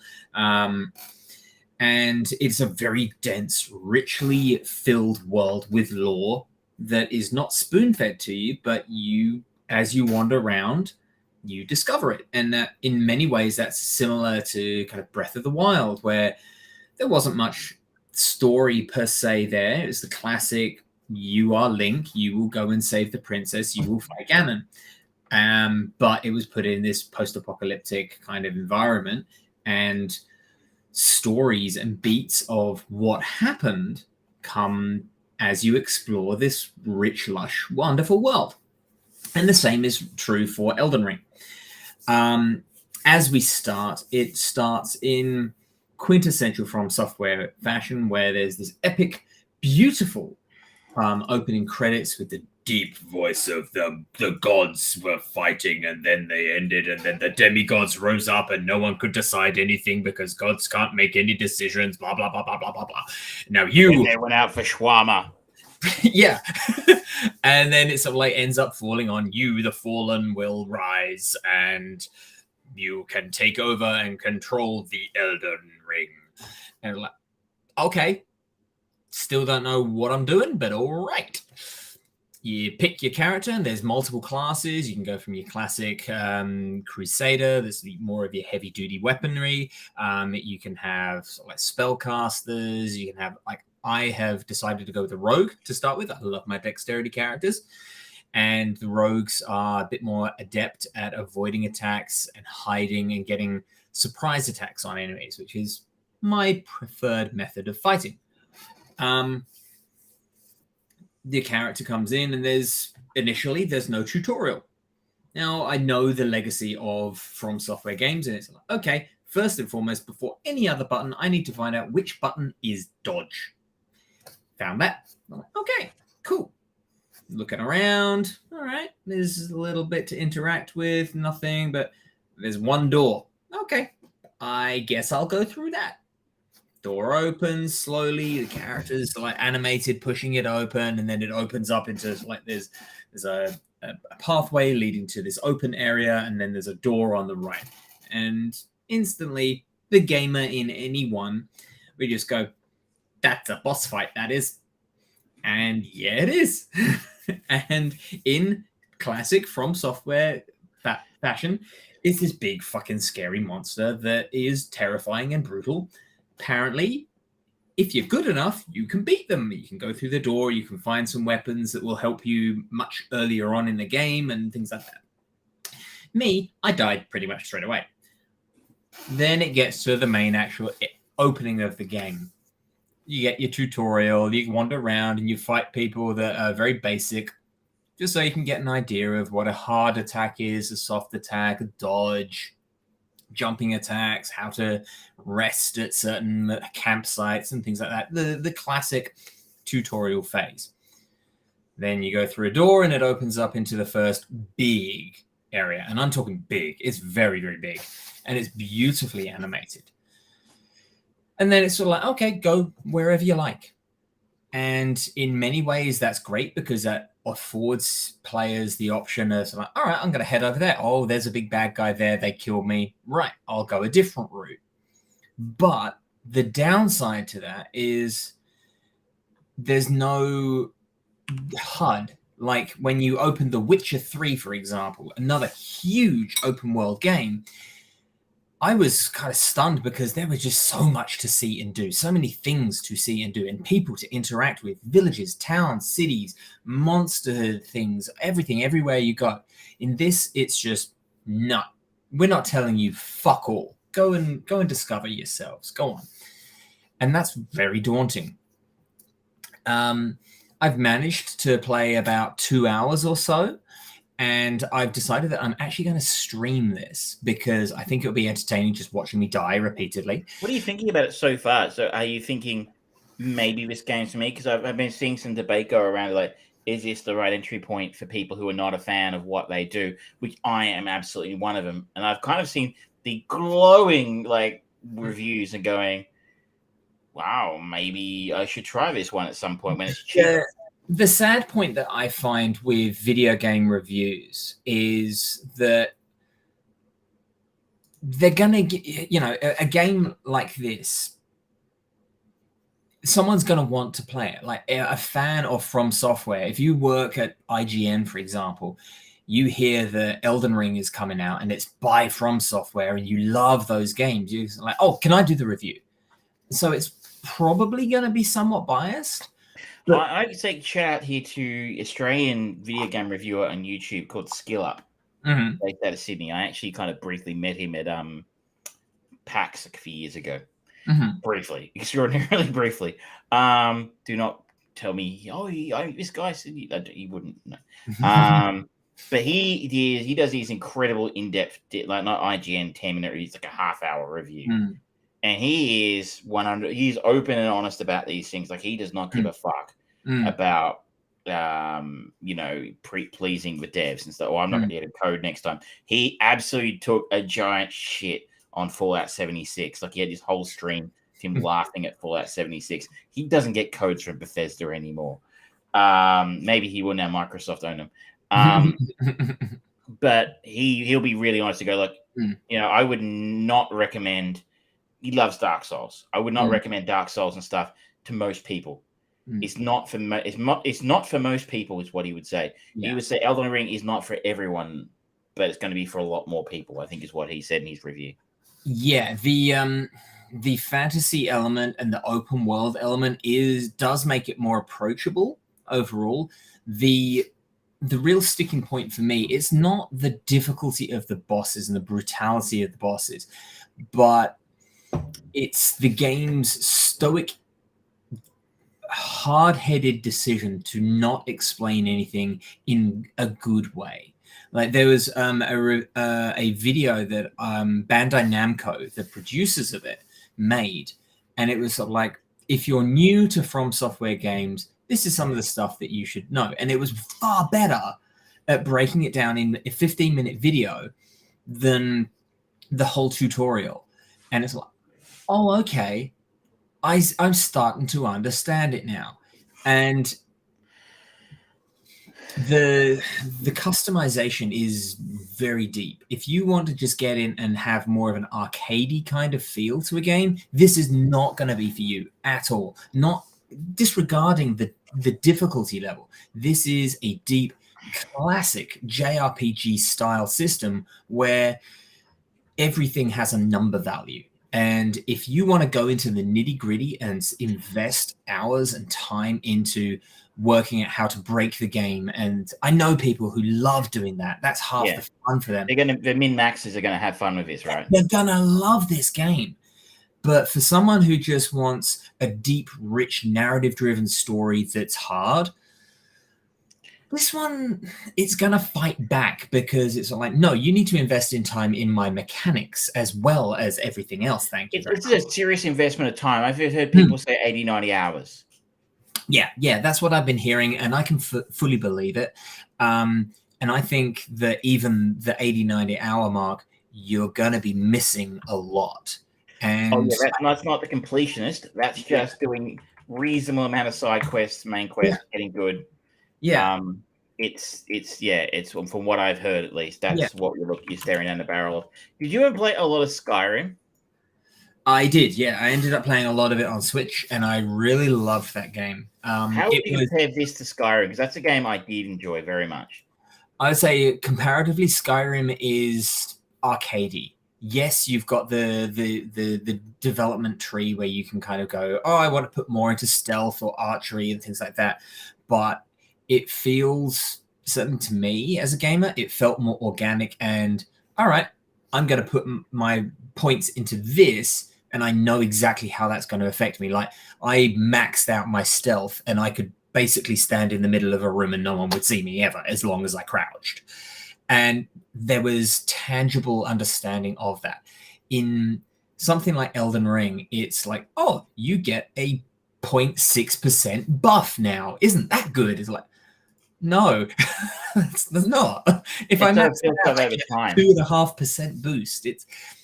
It's micro level stuff, and I applaud it because it seems to be a bit of a trend, a slow building trend. I mean, I've said it before, Breath of the Wild was an open world game that let you explore wherever you want. And in that game, you can literally just come out of the cave in shorts and grab a stick and go straight to the end boss if you want. If you're good enough to do it, you can do it. And that is the mindset of all From Software games, and particularly for Elden Ring. It's like, if you want to go to the end, you can do it. You are going to be brutalized, beaten, but if you want to be able to say, yeah, I just went straight to the end and did it, cool, well done. You beat the game. Well done. Bravo. It's not a game that holds your hand. It's not a game that is easy to, it doesn't open itself up to you and just like, yeah, please explore me, have fun. It's like, oh, you failed on that one, that's okay. There's a nice easier area there. There's no definition on the map as to like high level enemies versus low level enemies. It's just like, okay, well, their health bar takes up the whole screen, so yeah, I'm gonna die. And it's not exactly the sort of thing where you can run away very easily either. So if you like, there was after a little bit of wandering around, I came to this archway, and there's people you can leave messages on the ground in stones, and you can read them. And there's like one of them I read, it said enemy ahead, and I saw like 5 humanoids with archery stuff, and it's like, okay. And then I just looked up, and there's just this towering titan with just this half decomposed stomach hanging out and tendrils on his face. And it's like, yeah, no, I'm going to try and sneak around and see if I can't, if I don't trigger him. No, you can't get past that way. And he landed, and he took out literally everyone with one swipe, including myself. And the famous "you died" text comes up, and it's like, okay, you know what? I'm going to try going round the long way. Oh, I can hear a dragon over there. I'm not going to go too far that way because I am not ready to fight a dragon. Oh, there's a thunder god there. Oh no, the high road is not the easy road. So I went back, and it's like, okay, I'll try just running. And I ran and I ran and I ran, and he just kept on following me. It's like, you get to a point where it's like, okay, I've exhausted every sneaky option. I now need to, as the cool kids say, get good. And that ain't going to happen. Yeah, that's what when people say, oh, I don't like that game, it's too hard. The classic response is usually get good. Yeah. Which is kind of... I've been saying to customers who are like, every time someone comes to the counter and says, yep, I'm buying Elden Ring, it's like, okay, have you played a From Software game before? If they say yes, I say, did you like it? And they say, yes. And I'm like, cool, you'll love this. If they say no, I give them a very clear heads up of saying, this game is hard. This game will beat you. This game will kill you many times. If you like games that are a bit more linear and a bit more pick up and play, if you are traditionally playing like The Witcher or the Skyrim games or the Fallout games or any of the Western RPGs, this is a different thing. This is not a Western RPG in the slightest. This is a JRPG with fantasy elements that are popular and quite common now because of the popularity of George R.R. Martin and The Lord of the Rings and Wheel of Time and all of that sort of stuff. So Western audiences can relate to a lot more of this content more compared to a lot of very dyed-in-the-wool Asian-inspired JRPG material where they're talking about different types of gods or entirely new gods that they've created. These ones is like, oh, okay, I get an idea what the Tree of Life is, and I've got these points of references, even through pop culture, of who that is or what that is, and so I have a rough idea. So it's more open on a story basis, but the game itself is not. It's a From Software game. I reckon I might, if it ever ends up on Game Pass or something in 5 years, and maybe I'd give it a burl, but I just don't have 80 hours to stick into a game right now. Yeah, I'm bizarrely enjoying it, but at the same time, mentally, I'm being cruel to myself. So this game being cruel to me takes a lot of effort out of me being mean to myself. So that's okay. Okay, that was a walk, but we got there. But yeah, I just wanted to talk a little bit about it because if you're one of our people who enjoy gaming, and some of our listeners do, some don't. If you are, then that's what's been on everyone's lips right now. That or Breath of the Wild, was it the other one? The Horizon Forbidden West. Forbidden West, which is for PlayStation only. So yeah, there's a bit of stuff going around, but Elden Ring has been all over my YouTubes. People reviewing it and like just splooging all over how much they loved it. Yeah, It's a shame because I really liked Skyrim. I sank 300 hours into Skyrim.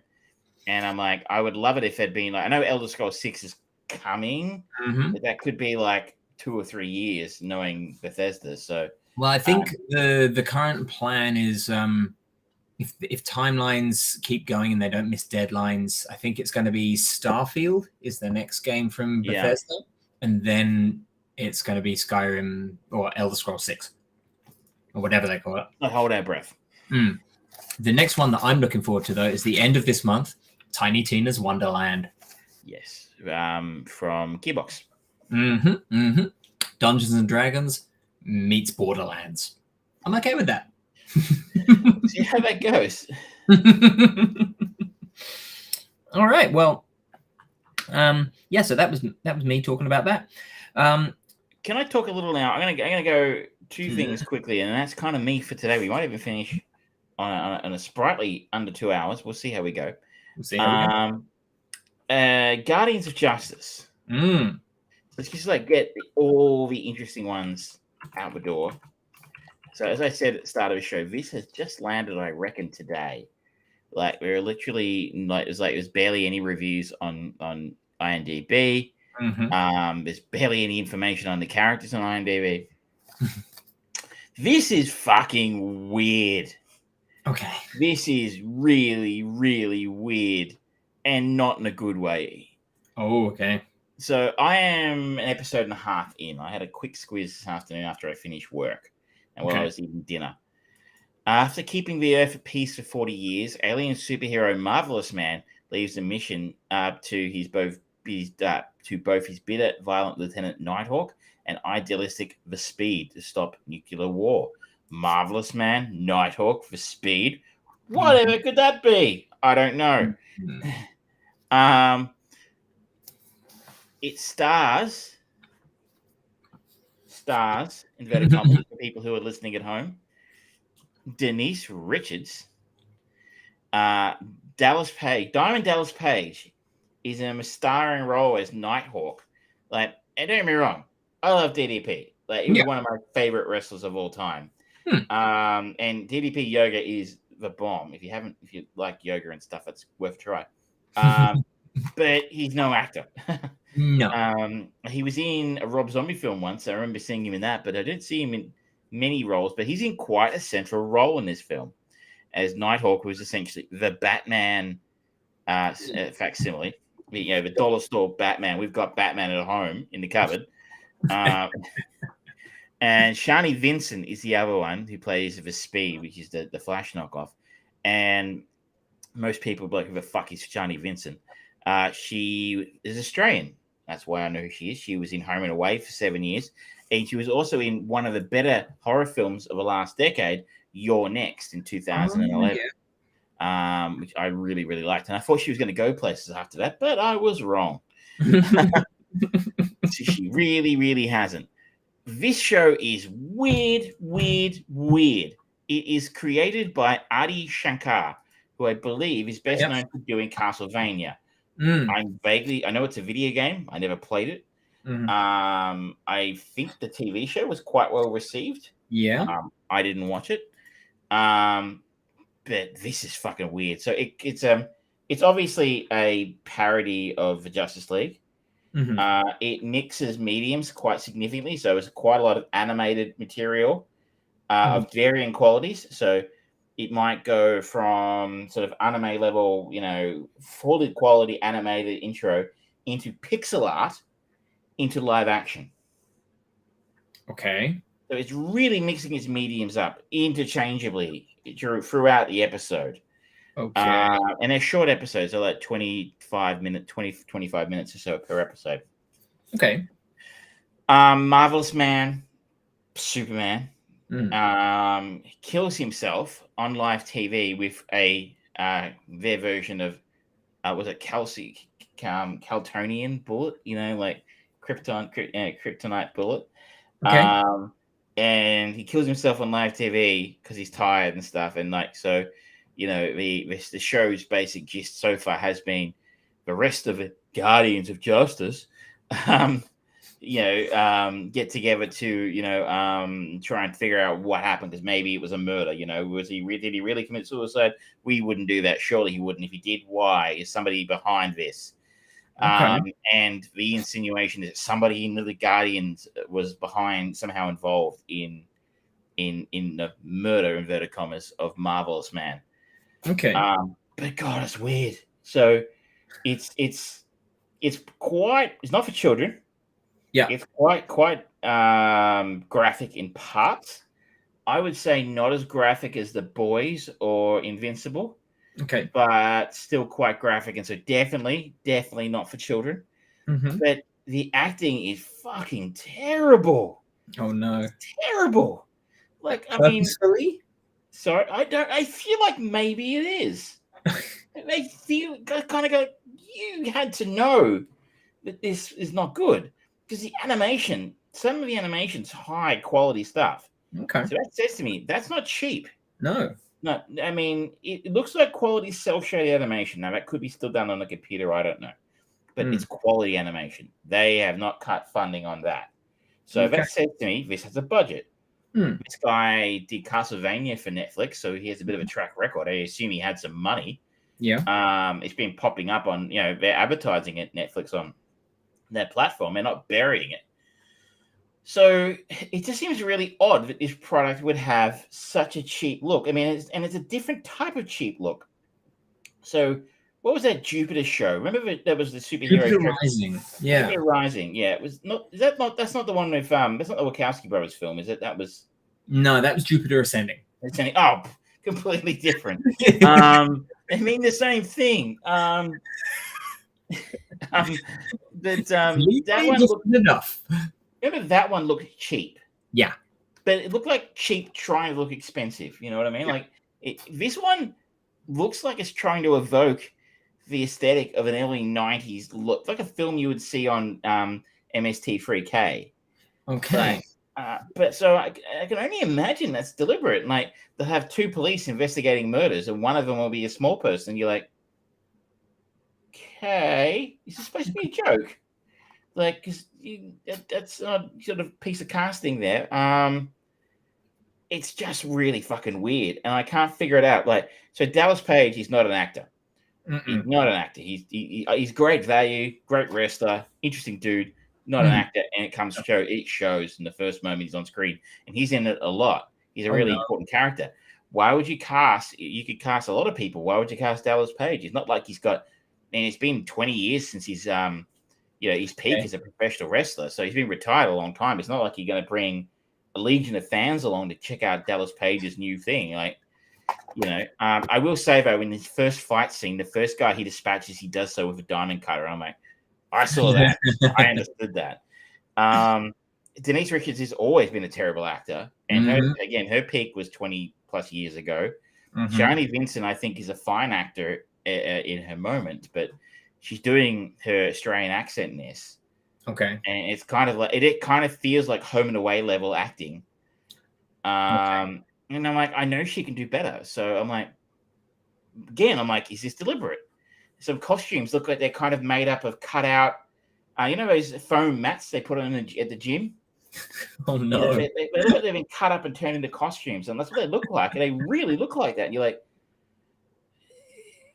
that has to be deliberate. Surely that's deliberate. You're doing this on purpose. Yeah. And the other thing is that the storyline is just so silly. I mean, it's not exactly. We're not exactly short of Justice League parodies. No. Like I said, we've got The Boys, rip complete Justice League parody, as is Invincible, really, really a Justice League parody. Like, and we had the Watchmen TV series a year or two ago. That also was a parody of the Justice League, maybe a slightly better disguised one, but that was inspired by it. I mean, the superhero deconstruction thing is kind of done, Yeah. I mean, even that Jupiter Rising show kind of had a vibe for the same sort of thing. Yeah, it did. And that failed miserably. I'm just kind of curious. Like, I want to skip to the last episode and go, is there a joke here I'm missing? Has the whole series dropped, or is it piecemeal? I'm not sure. There were at least 2 episodes live tonight. Okay. So I can't say with any degree of certainty. There are 7 episodes apparently. Okay. And it's been up so long. They've all got names. Mhm. So I don't know what to make of that, but Well, I'm going to say it right now. Travis, you are a trendsetter because Guardians of Justice does not even have a Wikipedia page yet. it really was. I was looking for information about it the other day, and I saw the ad for it. I'm like, I followed DDP on Facebook, and he said he was going to be in it. I'm like, is that a joke? Mm. And I tried to find information about it. I literally couldn't find anything. So and yes, all 7 episodes are up on Netflix now. Okay. Look, I guess if you're curious, I mean, I don't know that I can recommend it. It was like the weirdest thing I've seen in a long time. I can't quite figure out what it is I'm watching. I don't see myself. I might finish the 2nd episode just to see if it goes anywhere more interesting. But I doubt it. I doubt I'm gonna hang in there for much longer. I'm kind of like, ooh, what is this? What were your thoughts on The Boys? Did you finish watching season 2? I love The Boys. The Boys is great. I can't wait for season 3. Are you gonna check out the animated series? Yeah, I'm not sure exactly. It looks very different. It's quite unusual. Yeah. But I mean, they've earned a look. The guys who made The Boys have earned it because season 1 and 2 of that were wonderful. Fair enough. Okay. And while I'm sticking the boots into things, yeah. Oh, we are going to be ending the show on some boot kicking because that's what I'm going to curb stomp some more here. This is going to American History X style. I, on the weekend, checked out for the first time in a very, very long time the 1997 legal mystery thriller, The Devil's Advocate. Oh, yeah. Starring Keanu Reeves, Al Pacino, and a very young Charlize Theron. Yeah. Jeffrey Jones, Craig T. Nelson, Tamara Tooney, a few other familiar faces in there as well. Now, interestingly, I've had my IMDb account for probably 20 plus years. That says something about, one, how old I am and how long IMDb has been a thing.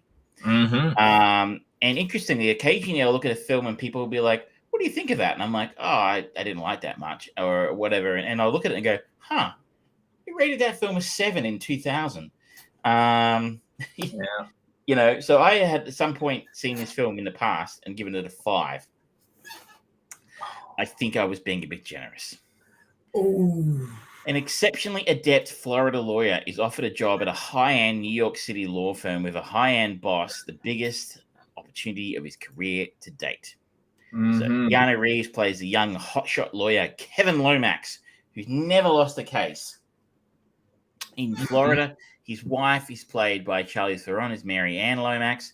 We see him snatch victory from the jaws of defeat in a case where he is defending an alleged child molester. And this is the idea in this is we are really setting his character as someone who has, well, he's a lawyer, so he's completely amoral in the sense that while the alleged victim of the assault is testifying about what he had done to her, he is manipulating his fingers under the desk the defendant is manipulating his fingers under the desk in a suggestive manner. And Kevin notices that and clocks that, and then sort of you can see him have a famous sort of bathroom scene where he's psyching himself up.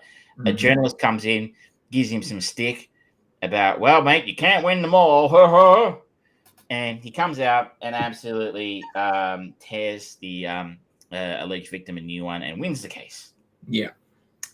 In doing so, he was celebrating. He's offered the opportunity to come to New York and apply for a job at a big name law firm for a lot of money. He's offered all this money to just come and visit and meet this law firm, which he decides to do.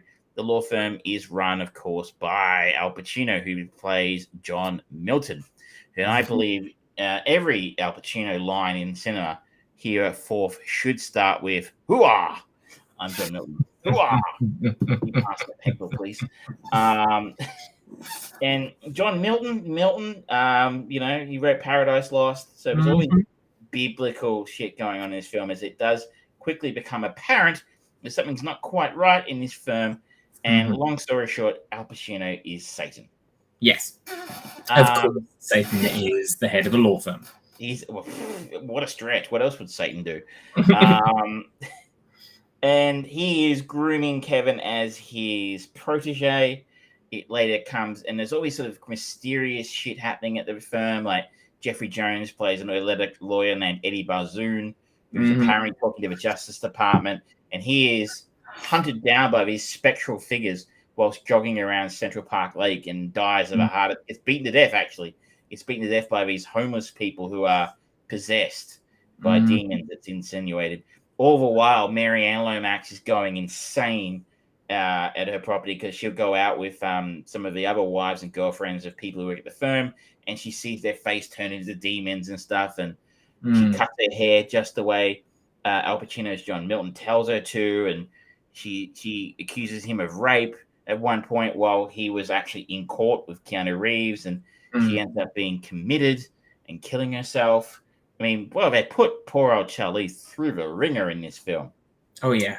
She appears naked at one point, which is, I had no idea Charlize had ever done that. She was a bit creepy, actually, because she's so fucking young in this film. She's like 22 or 23. Yeah. And apparently turned down a role in Showgirls for this. I don't know. Which one would have been better? Probably this. Yeah, this one at least... Yeah, in hindsight, this one's better. It didn't hurt her career, at least. Elizabeth Berkley didn't go very far after That's true. Showgirls. This film makes absolutely no sense. The story is fucking terrible. It's so badly written. It is directed by Taylor Hackford, who is not a name I am overly familiar with in terms of directors. He has done a few other things as a producer. Yeah. As a director, he's done some bits and pieces around the place. He directed Ray, the Ray Charles picture, Proof of Life, Dolores Claiborne, but not a whole lot. It was written based on a novel by Andrew Niederman, the screenplay by Jonathan Lemkin, who I don't know, and Tony Gilroy, who is a familiar name. Yeah. I think he did one of the Bourne films, if I'm not mistaken. Yeah, No, he definitely wrote. He definitely came. He was brought in to script doctor and finish directing Rogue One. Yeah. But he's kind of he directed. That's right. He wrote the he directed the Bourne Legacy. Yeah. And he wrote the screenplay for the Bourne Identity, Supremacy, and Ultimatum. Yes. So he went on to be doing some better stuff in this. But my God, this is a bit like someone's taken a John Grisham story and then whacked stuff from The Exorcist and The Omen into the same pot and given it a stir and gone, it's a movie. Like, and it doesn't make any sense. The story just jumps around all over the place, and it's like, hang on, what? Hang on, hey, why is he doing that? You know, it's insinuated. Sorry, it's revealed at the end that Keanu Reeves' mum like had sex with Al Pacino in New York in the 70s. So he is the son of the devil, and really wants him. He's really pushing him to have sex with his half sister, who also works at the law firm, to young Connie Nelson. For reasons, you know, because it's sexy, I guess. Maybe, I don't know. And it's just a fucking mystery to me how this thing got made with such a... That whole thing doesn't make any sense either, because, you know, at the final, I'm going to spoil this movie for people. He's there, he's just about to, he seems to be willing to just give in and have sex with Connie Nielsen, and Al Pacino's there looking very happy with himself, and then Keanu Reeves just pulls a gun and shoots his head, shoots himself, and then Al Pacino does no!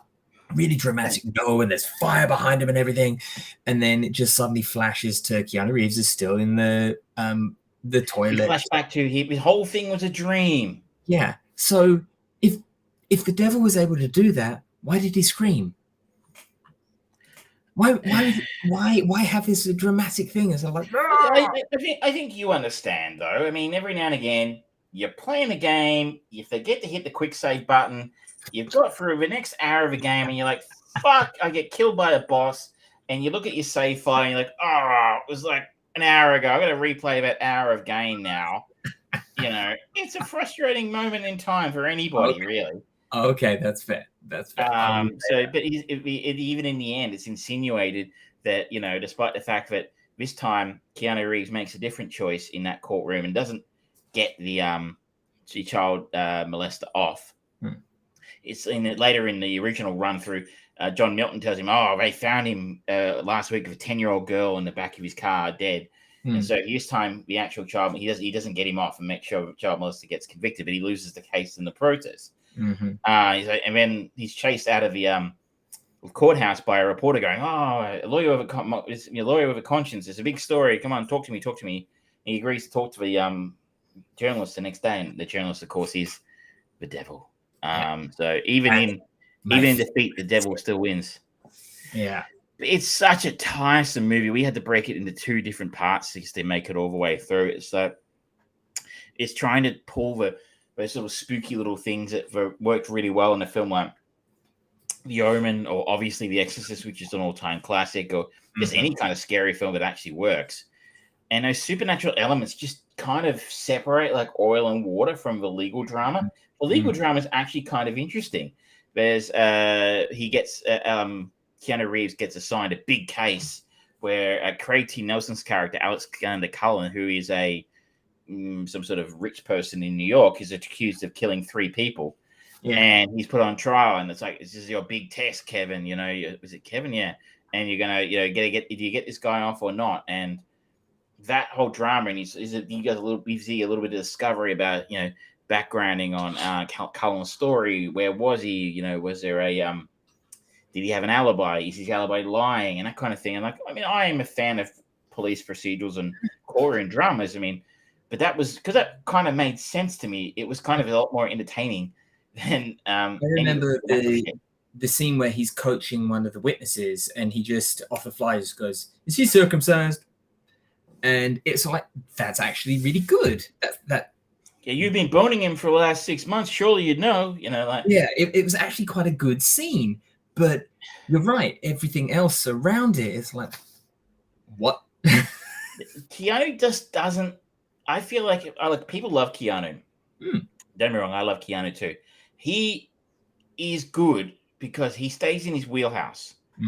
Like, when he was younger, we talked about him a few weeks ago when he did, My Own Private Idaho. That was a step outside his range for him, and he did quite well in that. But I think for the most part, he sticks to what he's these days. At least he sticks to what he's good at. And I don't recall him playing a villain in any of his films. I'll happily be corrected if I'm wrong, but I don't think he has. And he's kind of not really a villain in this in the end, but he's a pretty slimy character. A pretty slimy, sleazy lawyer who's on this downward spiral into the clutches of a devil, sort of. Apparently the character of Don John in Much Ado About Nothing, which is fair. Yeah, he's a villain in Much Ado About Nothing by Kenneth Branagh. Haven't seen it. So that's the fact we have a first and only time. Maybe that he could play a villain, I'm sure. Not this kind of villain, though. Because I kind of just don't think he comes across as slimy and sleazy very well. Maybe a very earnest, misguided villain. Like, maybe he would have played a good Thanos. I don't know. But he doesn't. This role doesn't suit Keanu at all, and he's not convincing in it for me. He's playing against type in a way that doesn't work. That's what fair. Also doesn't work is actually a scene in the film where they're having a conversation. I can't remember exactly what it was about. It might have been with Alexander Cullen. And I'm like, wow, where the fuck did they shoot that Donald Trump place? And they fucking did. This was shot in Trump Tower, part of it. And it was shot in Donald Trump's actual apartment. And I swear to God, I didn't know that. And I just gone, look at that. It's so ostentatious. It must be Trump's place. Is that Trump's place? And it was. He also gets name dropped during a boxing match. Yo, Donald Trump was supposed to be here. And it's sort of interesting. Like in 1997, that would have been like, it's a nice little nod at the real world. Yeah. Like now you're just going, ooh, that hasn't well at all. You just get this dirty feeling. It's like that scene where Donald Trump turns up in Home Alone 2. It's kind of funny in the early 90s. And now you're just like, ugh. Christ almighty. Why couldn't you drop the paint can on that guy's head? I don't know if I've savaged this film sufficiently, but it's got a 7.5 audience score or user score on IMDb, 60 Metascore. Even a 60 is kind of generous. This is a bad film. I think that those are just Keanu Reeves fans, Charlize Theron fans, and Al Pacino lovers, because none of them are putting in their best work in this. Al Pacino is just painting the walls with everything, where he's kind of in his mad rambling, he's sort of like, look but don't touch but don't taste but all of that. So like, okay, wow, you are really just pushing 11 on the button, aren't you? You just go, yeah. One of my favorite scenes, they're on a subway train where they get around on the subway a lot, and with some guys go like, what are you looking at us there? And they're trying to start a fight, and Al Pacino, because the devil speaks all languages, speaks to him in Spanish and tells him one of them that his girlfriend is cheating on him with his brother, and if he goes home now, he can catch them. And I guess what I enjoyed most about that particular scene was having a Spanish speaker next to me watching the film with me was able to tell me that his Spanish was woeful, and that it would have been very difficult for anybody who did speak Spanish to make a lot of sense of what he was saying without sort of stopping and going, huh? What did you say again? So it's really nice when you have access to a resource like that and go, does that Spanish make any sense? Oh, he just learned it phonetically. He doesn't actually know what he's saying. But in case you were thinking of going, it popped up. It's on Netflix. If you want to see I've decided to downgrade my previous rating from 2000 or whenever it was, and make it a 3. It's a pretty bad movie. It's not sexy. It's not scary. It's not funny. It's not entertaining. It's just long. Fair enough. Now, my last little bit is going to be very short, but it is very much kicking the boots in to the Harry Potter 20th anniversary HBO Max special. I like the Harry Potter books. I really enjoy them. They're not fantastically written pieces of literature that will last for decades, but they are well-written children's books. And the movies generally are good. They start off very basic and they get better, and the Fantastic Beasts and Where to Find Them movies, there's some interesting ideas. They still have not found their feet, and I don't know whether they're going to get a chance to find their feet, considering production problems, casting Johnny Depp, and then having to change Johnny Depp, and just not actually getting... Well, I don't think actually having a full story in place, and this is something that we've talked about a lot. But regardless, time makes slaves of us all, and we are officially 20 years after the release of the first Harry Potter movie. And as apparently is the case now, anniversary specials are rife throughout all of the industry, with Friends, with this. There's a 7th anniversary Critical Role one that's going to be happening. I didn't realize that 7th anniversary was one that was really lauded and celebrated like that. But okay, sure. But this... it's fucking awful. It is... I'm sorry, but Rupert Grint, Emma Watson, and Daniel Radcliffe are not exactly charismatic people. They do a good job with the characters that they portray in the movies. That is fine. And Emma Watson has done some interesting work. Nothing that set the world alight, in my opinion. And she does now this sort of like changing the world kind of stuff, which is very good. Rupert Grint is actually starting to do some interesting stuff on Savant, the M. Night Shyamalan Apple TV show. And Daniel Radcliffe has definitely worked very hard to shed the Harry Potter performance. But still, none of them are particularly compelling, engaging people. And having the three of them just sit down and talk about it when they're, 28, 29 years old or something like that. And it's dressed to be like this real nostalgic look back on this history. Is like, yeah, but you're still kids. It doesn't, they even say it in the thing. It's like, it doesn't feel like we should be having an anniversary right now. It feels like it was still only a couple of years ago. And it does still feel like a couple of years ago because the last Harry Potter movie came out not that long ago comparatively. And it's too early to have this. And it's like, okay, you know what? Maybe we don't focus on the kids. Maybe we'll focus on the adults. No, it's all about their interactions with the kids. And you don't get any interesting insight into the background of it. There's a little bit. The most interesting one is Jason Isaacs, who plays Lucius Malfoy. And he is woefully underused. Obviously, they've had a lot of deaths in that, like Alan Rickman, no longer with us, which is a shame because he would have been a great voice on there, but it's not really his thing, I don't think. Richard Griffiths, who plays Mr. Dursley, is passed. Maggie Smith is very, very... she's very old now, and she was suffering from... I think she was recovering from cancer. So they weren't really able to get her. Ralph Fiennes, who plays Voldemort, he's got like 2 minutes of screen time.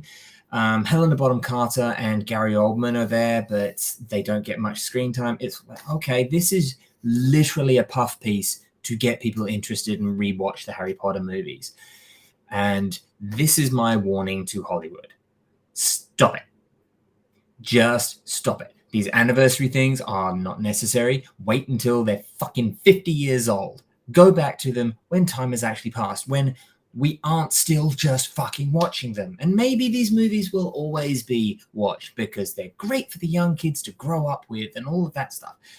But fuck's sake, the prestige of this Harry Potter thing, bullshit. No. Fuck off. Enough. Also worth mentioning, the author of the books wasn't really involved either. Right? Yeah, she did a video chat or something, but she certainly wasn't in the studio with them, right? She was. They used footage from 2019 because people don't want to associate with her anymore, and you can see it very clearly. And the fact that every single bit of footage that she appears in, it's filmed 2019 up in the top corner. So like, yeah, you're just also reminding us of what a dick she is. Sorry. Yeah, it wasn't that she didn't want to be involved. I don't think. Nobody wanted her involved. Yeah. I think she did. I think she was kind of pissed that she wasn't. Yeah. But it's a mess. And it would have been even at least interesting if the three main characters, Emma, Daniel, and Rupert, had just actually had this at the end, just gone, okay, so how has this informed your career going forwards? Because they've taken very interesting things. Daniel has purposefully taken on, he was a fucking corpse in Swiss Army Corps. That's a very, very far flung. He was in Guns Akimbo. He's done some really unusual things. He's playing Weird Al Yankovic in the Weird Al Yankovic movie. Yeah, I would have loved to hear him talk about that. And Rupert is now working with M. Night Shyamalan, and he's done some other interesting pieces and worked with other interesting people. Emma Watson is actually doing things that are purposefully designed to help change society for the better. Why didn't we? I understand that it's about the Harry Potter celebrations, but even just 5 minutes of them talking about it would have been interesting because they are too young to be waxing lyrical about the golden age of their time when they were 8 fucking years old. Fuck off. That's a no from George. That is very much a no from me. Boots in, done, dusted. And that is our show for this week, ladies and gentlemen. Thank you so much for joining us. We had a bit of a beating for the last part of that, but we do apologize. We'll try and lift it up for next week. We'll hopefully both of us actually have thoughts on the Batman. We're going to be talking about Near Dark, a chain movie of the week. I'm going to talk about the pirate movie. It's going to be good. Happy. So happy. The singing and dancing and laughing. It's going to be great. Yeah, I really hate you. I really hate you. I'm going to live tweet my responses. So if you're interested, cool. Keep an eye out for that. We talked about Elden Ring. We talked about Guardians of Justice, Harry Potter, and The Devil's Advocate right at the end there. But yeah, I think next week, pre-warning, it's probably going to be spoilers. So if you are spoiler sensitive for the Batman, come back to next week's show, week after, or whenever you've watched it. You know that we do our best to protect, but we aren't in control of the internet, at least not yet. We a couple of weeks. Give it time. Yeah. Any final thoughts, Travis? Not from me. I wish to give us a warning. There might be a. We haven't had a chance to talk about this yet, but I am currently scheduled to go in for surgery next Wednesday when we normally stream. So we might have to rearrange our schedule a little bit. But do stay tuned to the socials, like our Facebook page, and you can stay up to date with if you like to watch the stream or you just like to know when new podcasts will be available. Absolutely. And it may be next week that I start streaming Elden Ring as well, which will be on twitch.tv/thefriedbrain if you want to come and watch me get beaten mercilessly. Thank you very much, ladies and gentlemen. Look after yourselves. Good night. Good night.